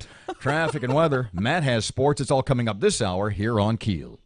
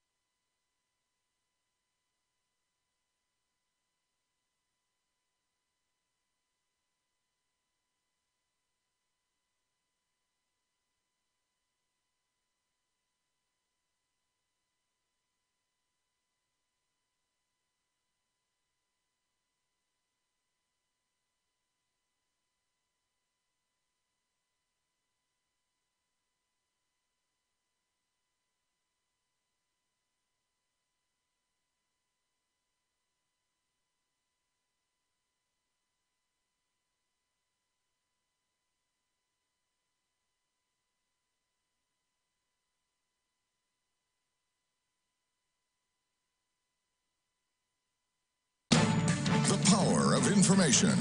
KEEL News now. The budget bill passed by lawmakers in the final minutes of the special session will steeply reduce spending across much of state government and college campuses. But State Representative Alan Seabaugh stepped to the podium just before midnight to stall and keep any tax bills from passing. Louisiana, a study just came out, said Louisiana has the worst economy of any state in the United States. Our economy has actually shrunk. Our GDP has shrunk 2 years in a row. Yet our government has expanded grown by 5% per year. The Edwards administration sounding the alarm about the cuts that would need to be enforced. Commissioner of Administration Jay Darden says the budget that passed calls for massive cuts to popular programs without any additional funding. So we're talking about the Department of Corrections and Department of Children and Family Services, juvenile justice, cops, higher ed, sheriff's housing. Governor Edwards intends to call another special session, hoping to reach a deal with lawmakers that would add more money into the spending plan for the financial year beginning July 1. Verizon Wireless experienced a huge network outage last night. Customers nationwide were having a hard time sending text, making calls, or using various apps. A spokesperson says engineers have restored service to the majority of users. However, subscribers in Shreveport may still experience some difficulty while network service is being completely restored. Elio Motors gets fined. Matt Parker has that. A Jefferson Parish judge has fined Elio Motors $76,000 for operating in Louisiana without a proper license. The judge ruled that Elio is a recreational products manufacturer and must be licensed by the Louisiana Motor Vehicle Commission. Elio has 60 days to pay the fine. A company spokesperson says that they disagree with the ruling and will appeal. From 101.7 FM and 710 KEEL, I'm Matt Parker. Caddo School Board voted unanimously to approve a new system to evaluate tax exemption requests. The board will not approve any tax exemption request for manufacturers if no jobs are created. A world-renowned neurosurgeon is leaving LSU Health Shreveport. Dr. Anil Nanda announcing he's leaving our area to take a job at the Rutgers School of Medicine in New Jersey. Designer Kate Spade is being remembered as vibrant, colorful, most of all fun, just like her famous handbags. Authorities say the designer was found hanged in her bedroom in an apparent suicide. Graduating 8th graders have gotten a parting gift from their Pennsylvania school. They've each been given ballistic shields for their backpacks. And a wheelchair-bound Louisiana man is locked up after getting into a fight with a woman over a Vienna sausage. 28-year-old Donald L. Traylor is in jail. He says his neighbor in the town of Marion, Louisiana, up near the Arkansas line, attacked him, but police say Traynor was the aggressor as he took out a knife and cut the neighbor on the nose. Traylor is confined to an electric wheelchair, and he says he was ready to enjoy some Vienna sausage when the neighbor, a woman, demanded he share with her. He didn't want to, and that's when Traylor says she hit him square between the eyes. Police say they saw no marks on him and no word who got to eat the sausage. Eben Brown, Fox News. I'm Erin McCarty on 101.7 FM and 710 KEEL. Are you putting your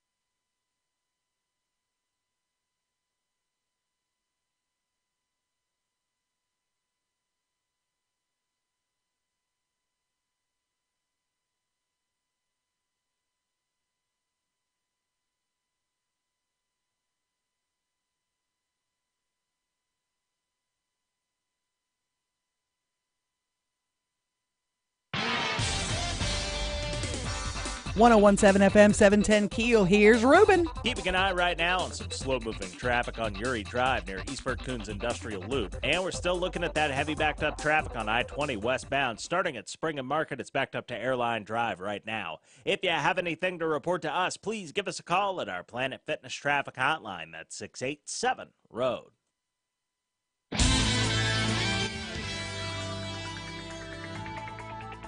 Your AccuWeather.com forecast, partly sunny and very warm with a high of 92 today.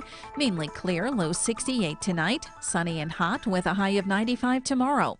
With your AccuWeather.com forecast, I'm meteorologist Heather Zayer.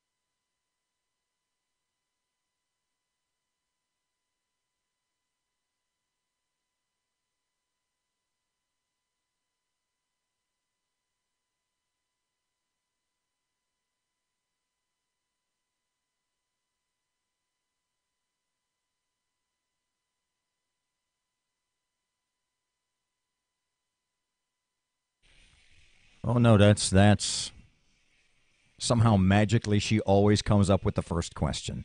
1017 FM, 710 KEEL, Robert J. Wright and Erin McCarty. KEEL app's a free download presented by Office Furniture Source. Download the app.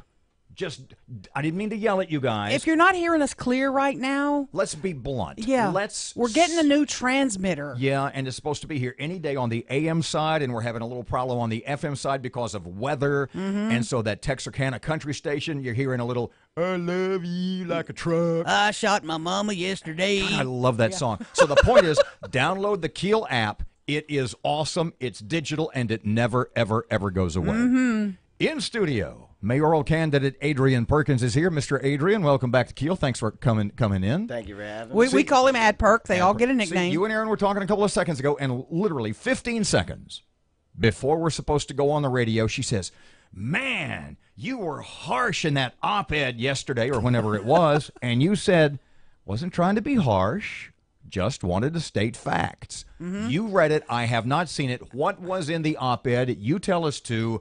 What the heck, man? He's talking crime, and you were pretty direct. Absolutely. Well, with an op-ed, you have to be precise, so you need to make sure your words are, a bit blunt occasionally. So, again, what I was going for was to portray facts that are out there. I talked about several policies that are in place with the police department, and I also made recommendations. I just wasn't complaining about Pardon me, policies with which you disagree?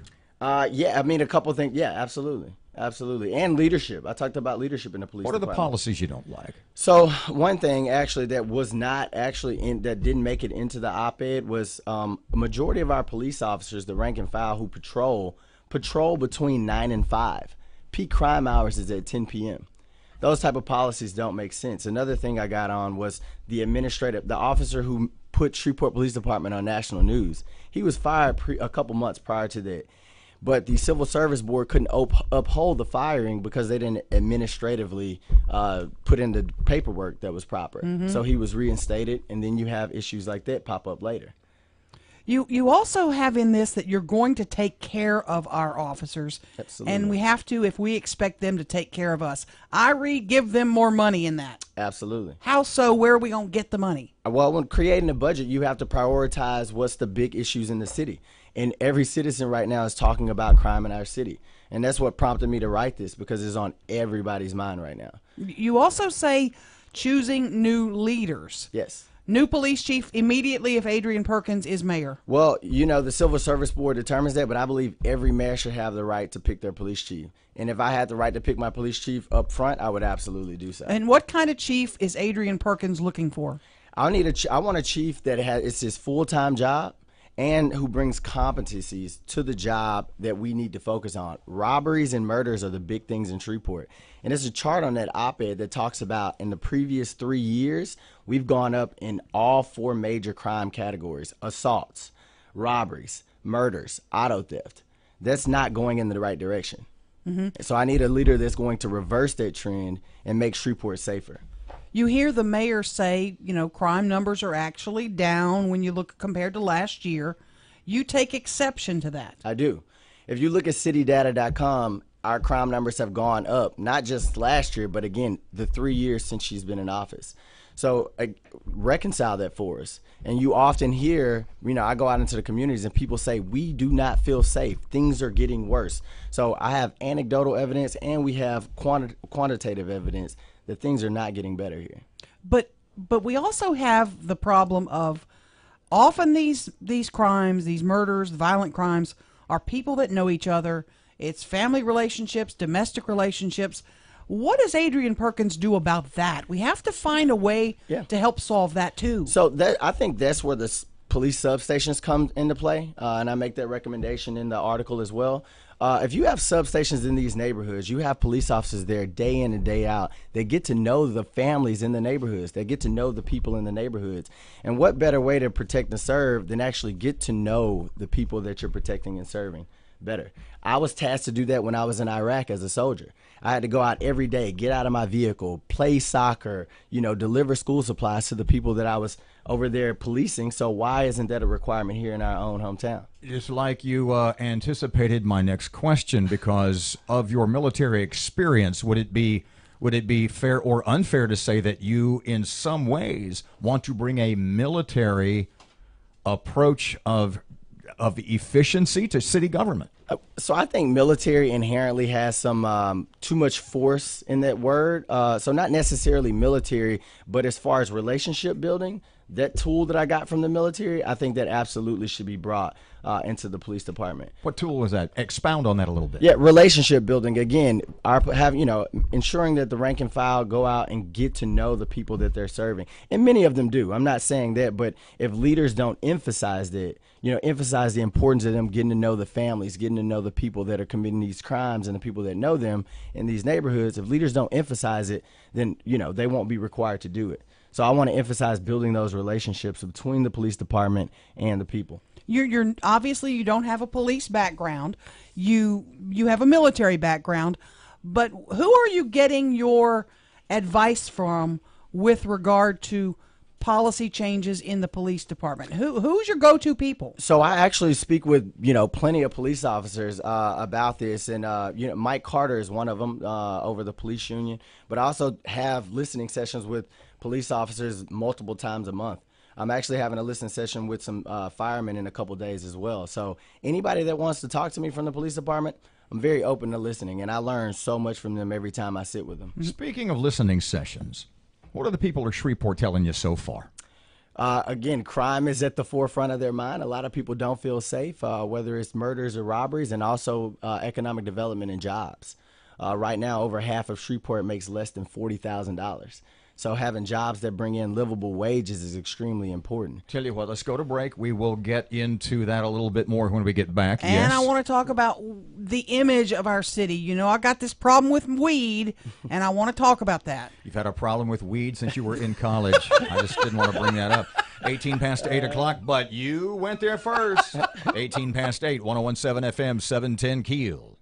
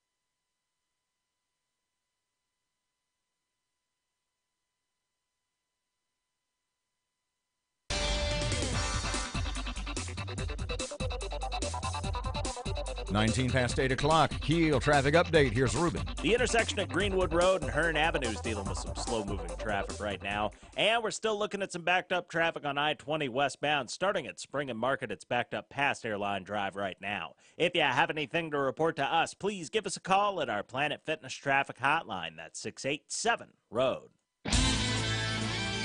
Your AccuWeather.com forecast, very warm with some sun and a high of 92 today. Mainly clear tonight, low 68, then hot with sunshine, high 95 tomorrow. With your AccuWeather.com forecast, I'm meteorologist Heather Zayer. 101.7 FM, 710 KEEL. Fletcher's gone, but he'll be back. In the meantime, Matt's here, sports update. In yesterday's MLB draft, NSU Demon catcher and first baseman David Fry was selected in the 7th round by the Milwaukee Brewers. Fry had a banner year at NSU. He was named the Southland Conference Player of the Year and led the team in batting average, home runs, and RBIs.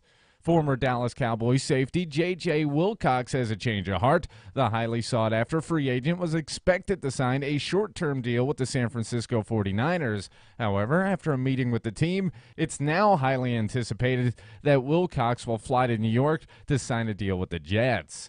The Mudbugs welcome some new faces and one familiar one to Shreveport. During the NAHL draft, the Bugs picked up several top prospects, including center Jack Johnson and winger Kevin Lombardi. The Bugs will also welcome back goaltender James Durham.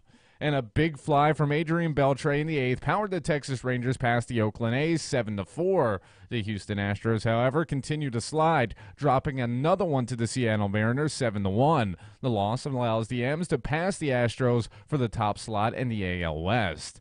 From the KEEL Sports Desk, I'm Matt Parker.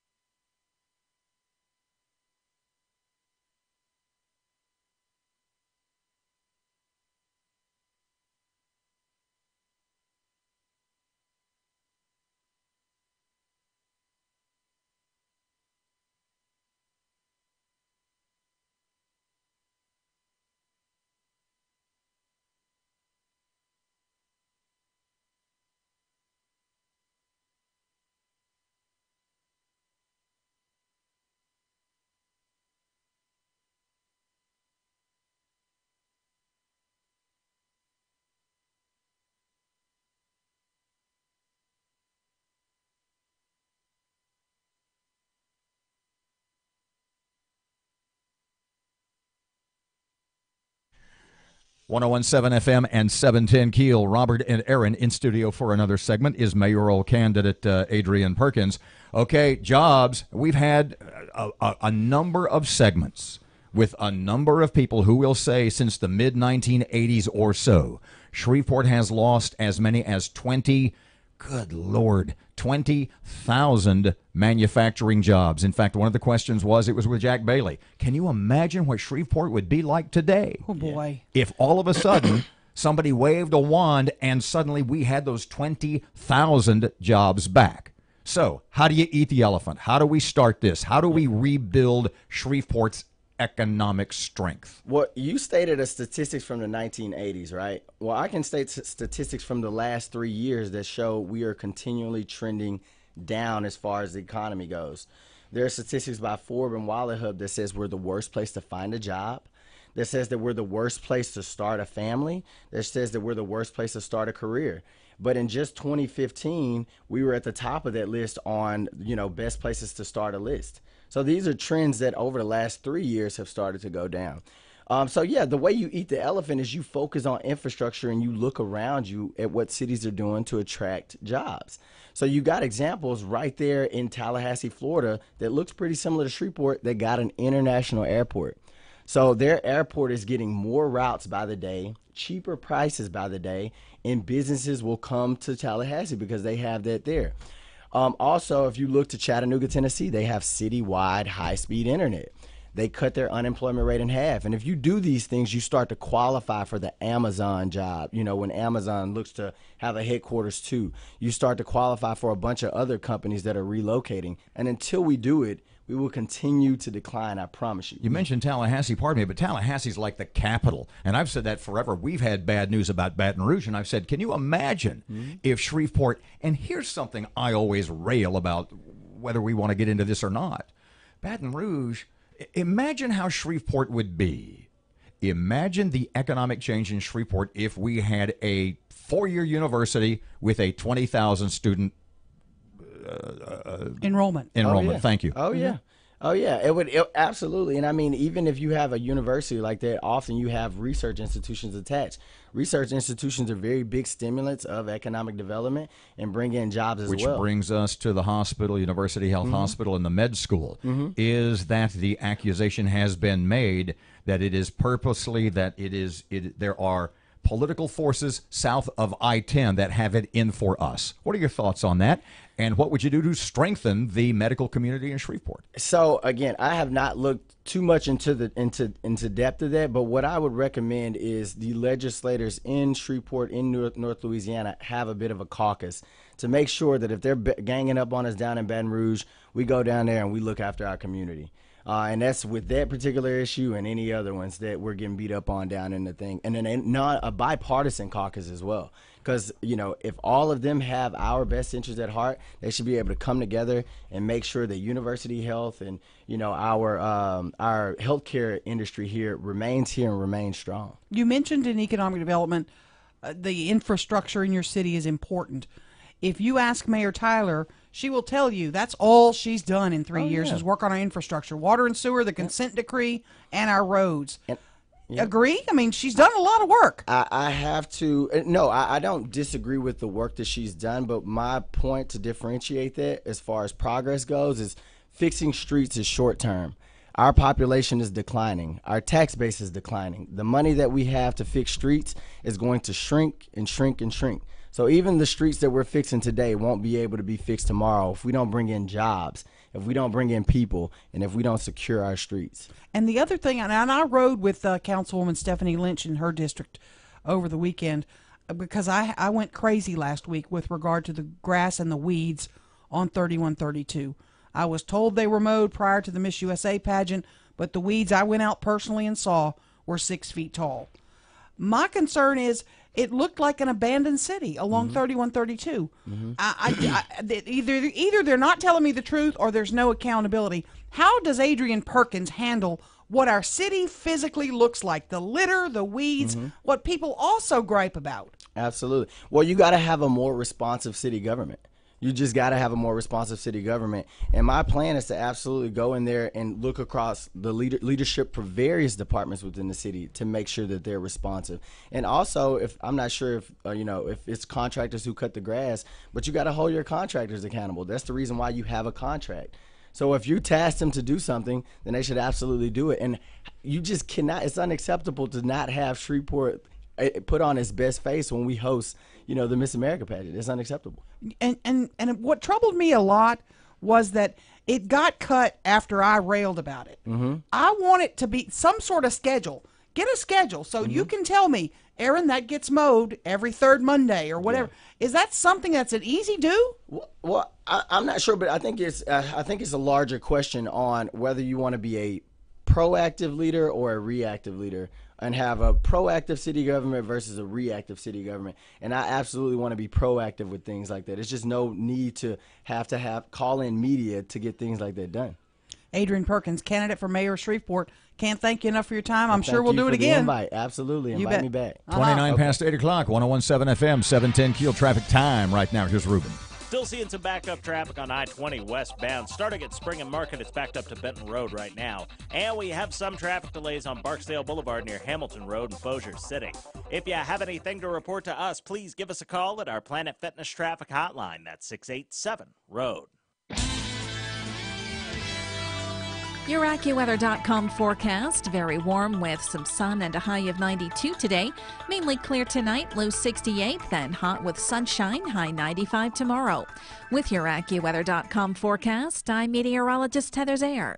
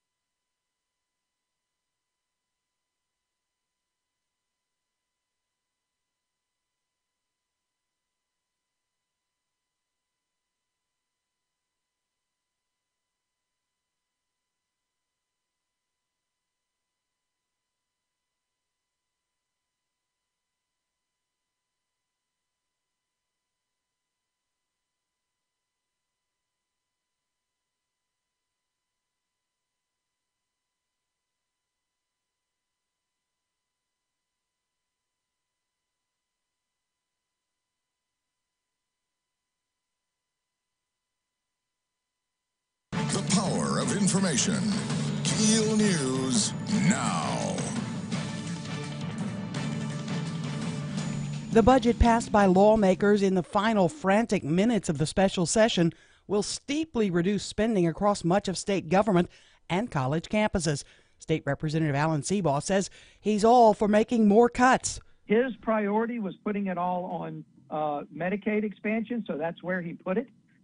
There is enough money to fund all of that. You could, if you look at them, you could cut the Department of Hospitals by 1%, and fully fund TOPS, higher ed, and everything else that everybody's talking about.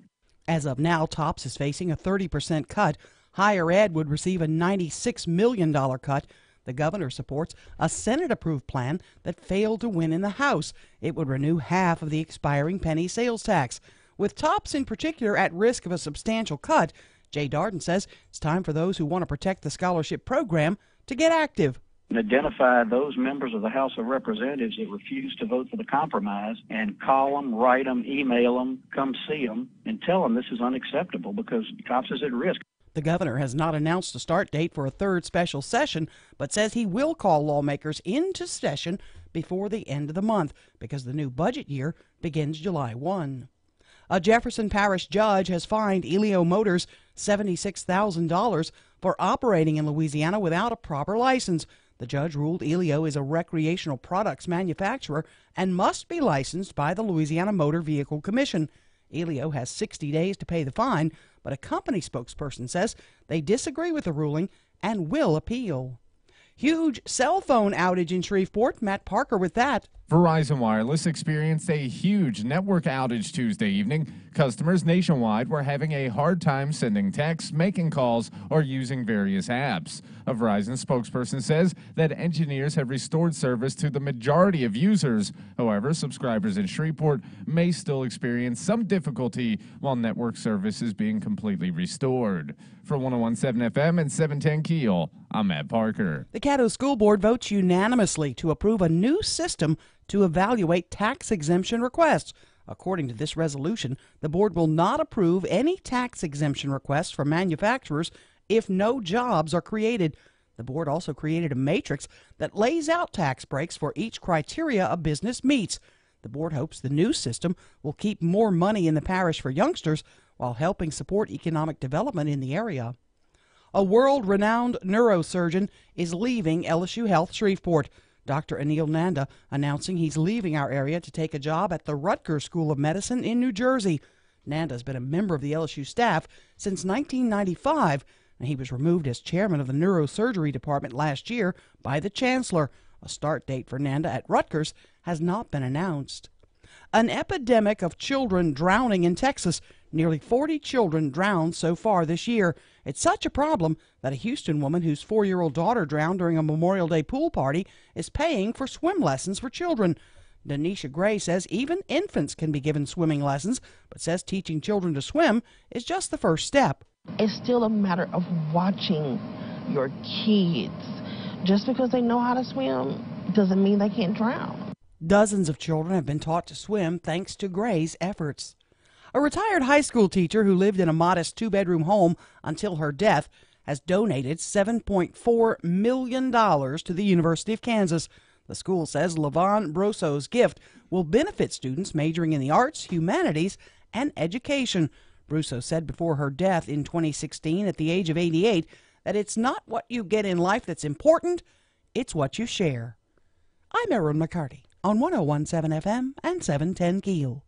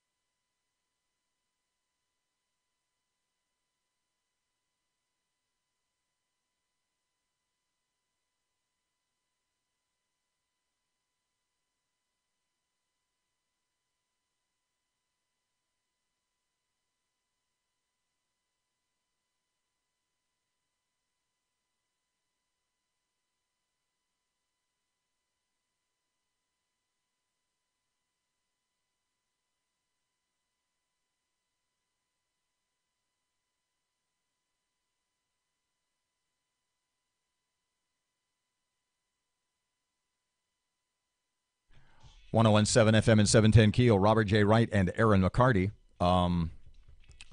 We don't have all the time in the world. Yeah, Mike Johnson, Congressman Mike Johnson, in a couple of seconds. Mm-hmm. We don't have all the time in the world to talk about the medical school, University Health, Dr. Nanda. Yeah. That's sad to see them go. Yeah, but who didn't see that coming? I love Anil, and Laura is just, we're going to miss them. I say again, who didn't see this coming? You're not in charge anymore. I know. You are being removed for whatever reason. I know. And well, okay, but I'm probably going to go somewhere else and make more money, blah, blah, blah. He's going to Rutgers. Now there is an addition to the staff. Is it at the medical school or University Health? Is it the hospital? LSU Health, I believe, yeah. Okay. And that is a fellow by the name of Jeff Reynolds, who comes to us from the Department of Health and Human Services. And now he was undersecretary there. Okay, now if that name sounds familiar to you, if the name Jeff Reynolds sounds familiar to you, that's because during the committee hearings for Cedric Glover's, what was it, HB 885 or whatever it was, the one that would have wanted to do an audit and would have mandated equal of funding for the Shreveport and the New Orleans charity hospitals, safety net hospitals. Right. Do you have the Jeff Reynolds cut ready? Do you have that in front of you? If the name sounds familiar, Jeff Reynolds, it's because during those hearings, here's what Mr. Jeff had to say. In New Orleans, they have the sickest clients. I've got some charts here that I'd be glad to share with the committee that show that for every client, New Orleans spends about $1.60 and Shreveport spends about $1.20. Well, guess what? He's coming to work here. He's coming to work here. He will now be Vice Chancellor and of Administration and Finance, expected to start no later than August 1st. So basically the guy who said... that's why we give them more money, because they're sicker in New Orleans. The chlamydia is worse in New Orleans. He didn't say that. Now, maybe putting words in his mouth. Well, do you think maybe he'll argue for more money for us now, too? We're sicker? More on this tomorrow morning. Congressman Mike Johnson, the Supreme Court ruling, Colorado bakers. More on that is on the way, and that's coming up next here on Keel. 8:39, here's Ruben. The intersection at Centenary Boulevard and Olive Street's dealing with some slow-moving traffic right now. And we have some traffic delays on Shed Road near Airline Drive in Bossier City. If you have anything to report to us, please give us a call at our Planet Fitness traffic hotline. That's 687-ROAD. Your AccuWeather.com forecast. Very warm with some sun and a high of 92 today. Mainly clear tonight, low 68, then hot with sunshine, high 95 tomorrow. With your AccuWeather.com forecast, I'm meteorologist Heather Zayer.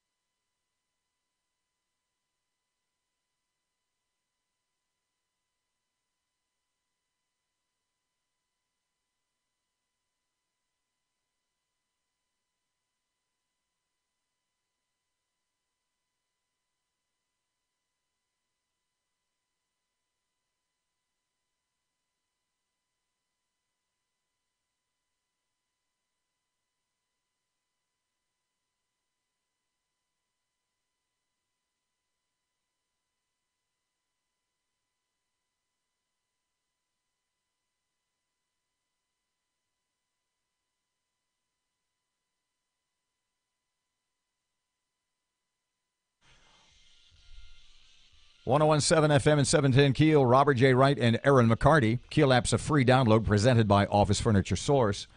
Congressman Mike Johnson is here. Hey, Mr. Mike, welcome back to Keel. How are you today? Hey, guys, doing great. I'm walking through the tunnels in D.C., so I hope you can hear me okay. Gotcha. Loud and clear. Here we go. Supreme Court ruled Monday in favor of a Colorado baker who had refused to make a wedding cake for a same-sex couple in a 7-2 decision, etc., etc. The court ruled in favor. Well, the court ruled against the Colorado Commission. Explain to us what exactly the court said and what, maybe just as important, the court didn't say.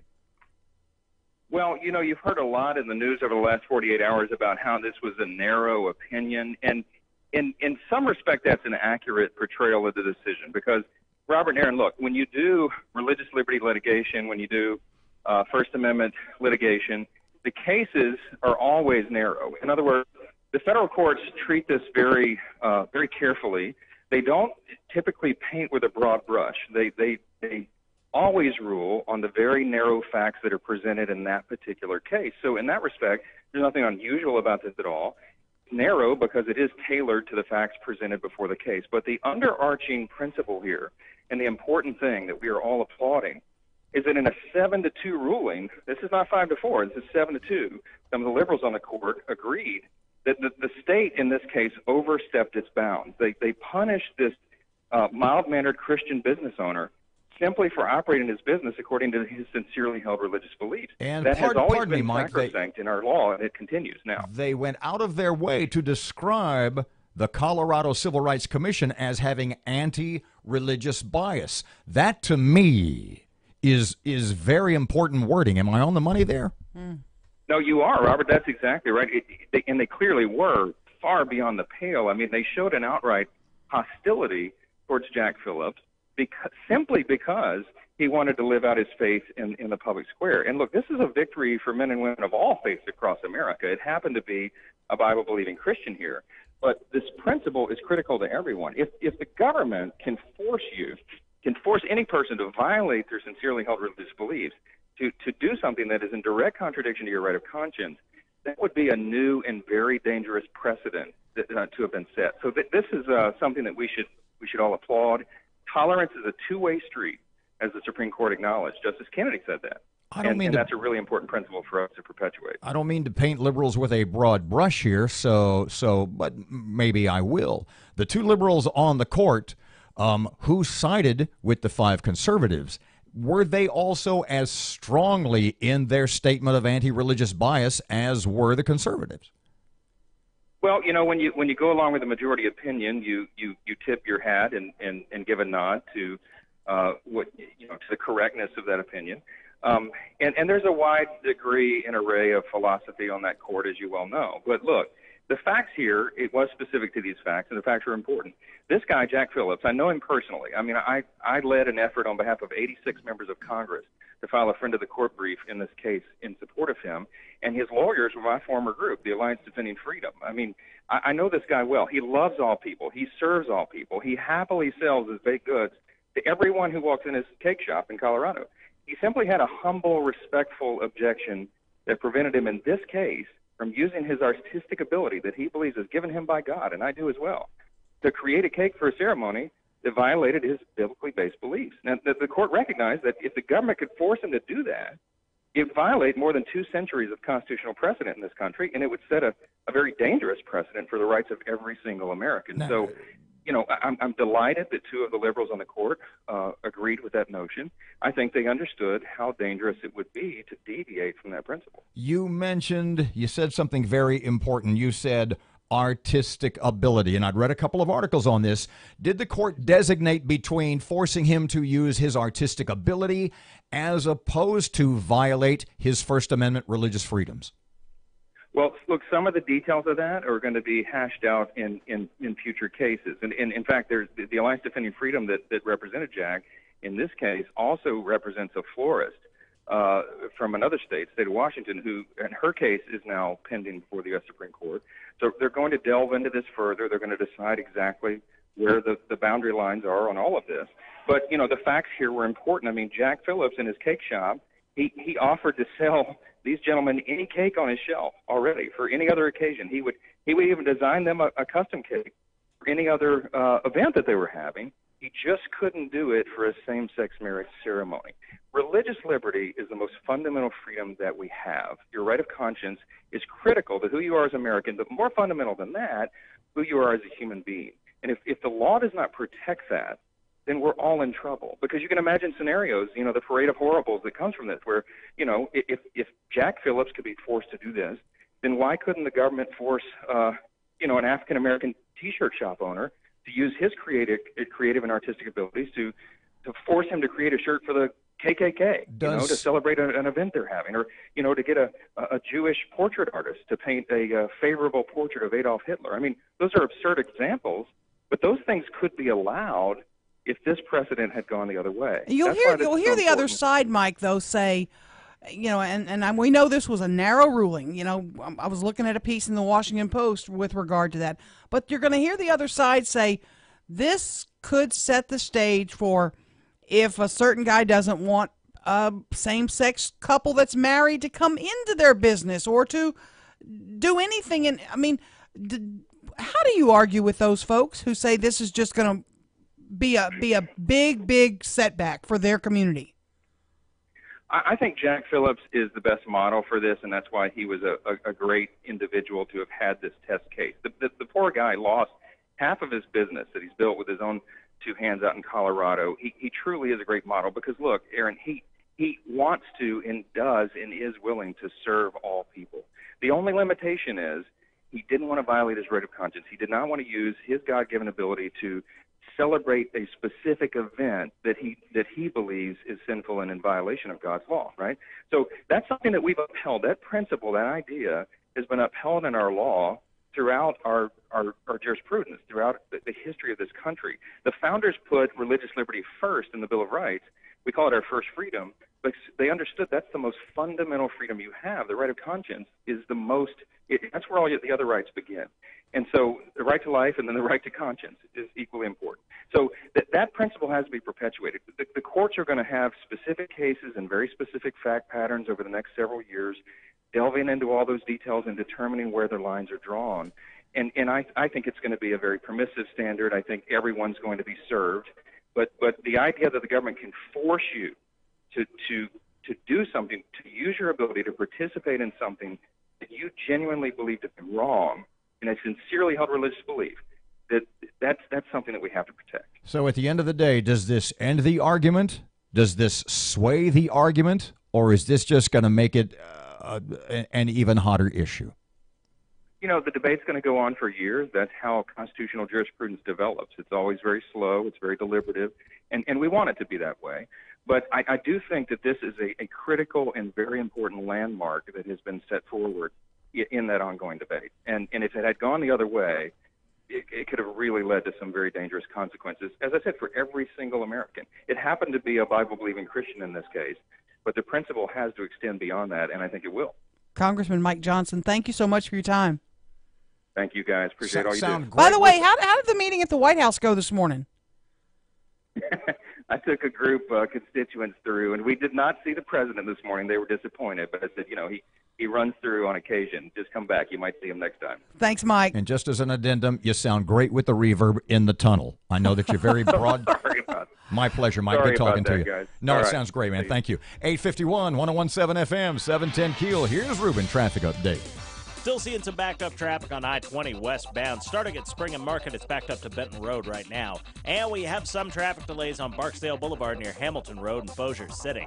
If you have anything to report to us, please give us a call at our Planet Fitness traffic hotline. That's 687-ROAD. Your AccuWeather.com forecast. Very warm with some sun and a high of 92 today.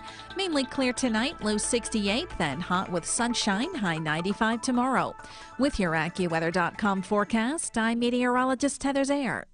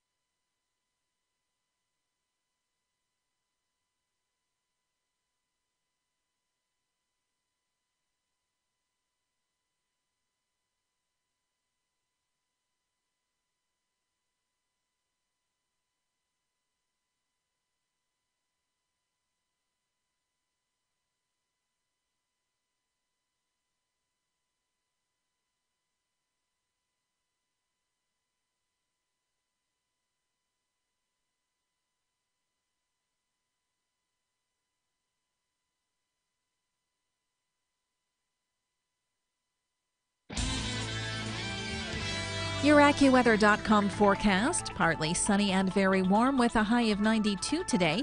Mainly clear, low 68 tonight. Sunny and hot with a high of 95 tomorrow. With your AccuWeather.com forecast, I'm meteorologist Heather Zayer.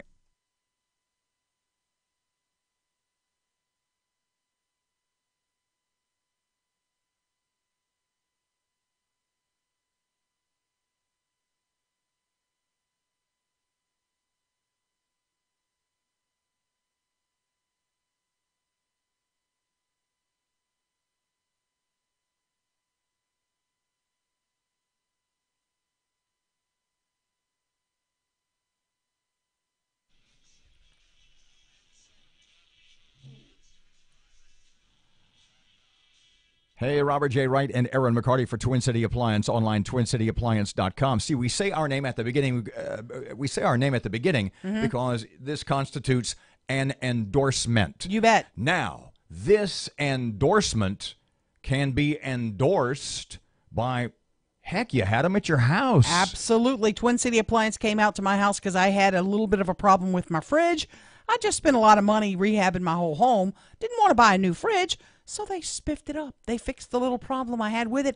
It is all humming like a top today. And best of all, perhaps, if there is any problem post-repair, there's the 30-day... Yes, if there's something that goes wrong with what they fixed within the first 30 days, they'll come back and fix it. So if you've got a washing machine that is just making that, you know those noises? What are they like? They're like kind of... If you got a washing machine doing that, or a dryer that's shaking back and forth, like your hip makes, it needs a lift. Yeah. Well, Twin City Appliance can take care of it. Yeah, oh, look, time to go. Twin City Appliance, give them a call at 318-688-0253 or online, twincityappliance.com.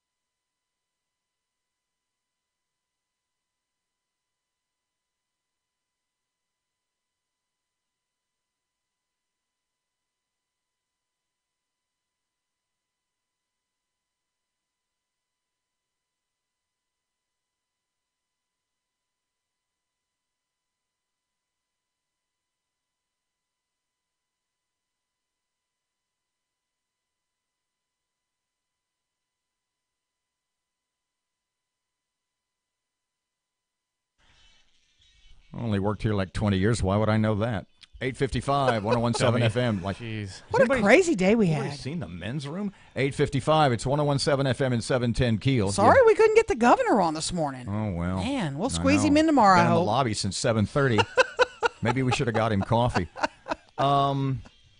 He's not really here. He's lying. Oh. But they texted me. They wanted to come on and rebut Alan Seabaugh. Don't you know the first rule of improvisational theater and or comedy? Never say no. No. Never say Never give no. When I say the governor's in the lobby and he's been sitting there since 7:30 waiting to be on the radio. Work with it. Yeah. Never blow the bit. Yeah. Dear Lord, Joke woman. killer Erin McCarty. He's out there. He really is. He's in his car though. He's not in the lobby. Well, after about 20 minutes. Jimmy Fallon over here. Next thing you know, she'll be giggling. Yeah. Do you know that Horatio Sands story? No. About Saturday Night Live? That Jimmy Fallon, who is now the Tonight Show host, when he was on SNL, that when he wasn't in the bit, all the other cast members knew that he would break character and giggle, not because it was funny, but because he was doing it on purpose to draw attention to himself. Oh. And Horatio Sands, who was the heavy-set fellow, he did it once in one of his bits. Now, Horatio Sands didn't get that many bits in which he was a major character. Sure. So Fallon kept doing that, and he literally, physically threatened him. He said, I don't get that many chances. If you screw my bit up once again, we will come off stage, and I will pound you. Wow. Back tomorrow morning, 6 till 9. I will. Good luck pounding me. Yeah. Back tomorrow morning, 6 till 9, 101.7 FM, 710 KEEL. Here's Kim Commando. This September, Apple is gearing up to release 3, maybe even 4 new iPhones. But it looks like millions, and maybe that includes you, won't need to buy a new iPhone because most users are about to get a major performance upgrade for free. Kim Commando with your Wednesday Consumer Tech Update. This past Monday at Apple's Worldwide Developers Conference, one of their big announcements was centered around the soon-coming new iPhone and iPad operating system, iOS 12. Apple engineers have designed 12 to bring significant performance upgrades to both iPhones and iPads, going all the way back to the iPhone 6, released in 2012. The new iOS will tell the phone's chip to ramp up its speed to open and run apps much faster. To save battery life, the processor will slow down when it's not being used heavily. The only reason to upgrade might come down to better cameras. That's pretty much standard on all newer iPhones. Otherwise, get ready for a big improvement boost over the next few weeks, coming to your iPhone free of charge. I'm Kim Commando. In every family, there's the family photographer, the one responsible for all the photos on holidays, birthdays, and every other family celebration. They use expensive cameras and fancy lenses. The result? Hundreds, even thousands of printed family photos to try and keep and share. It's a big job, which is why Epson has come to the rescue with the Epson Fast Photo Scanner. With just one touch, Epson's Fast Photo can scan a stack of photographs as fast as 1 per second. It's the world's fastest personal photo scanner in its class. Upload your scanned photos to the cloud to easily share with everyone. Damaged or faded photos? Fast Photo has the software to restore your memories. Vibrant colors come back again. With Fast Photo, you have the power to do it quickly and inexpensively. Fast Photo automatically scans both the photo image and any handwritten notes on the back. Preserve what's priceless with Epson's Fast Photo high-speed photo scanning system. Visit Epson.com/fastphoto. Still seeing some backup traffic on I-20 westbound. Starting at Spring and Market, it's backed up to Benton Road right now. And we have some traffic delays on Barksdale Boulevard near Hamilton Road and Bossier City. If you have anything to report to us, please give us a call at our Planet Fitness Traffic Hotline. That's 687-ROAD. 101.7 FM, 710 KEEL, AccuWeather.com forecast. A little better today, mostly sunny and warmer. Low 90s, 76 at KEEL. Breaking news and trending talk. This is 101.7 FM and 710 KEEL. KEEL, Shreveport.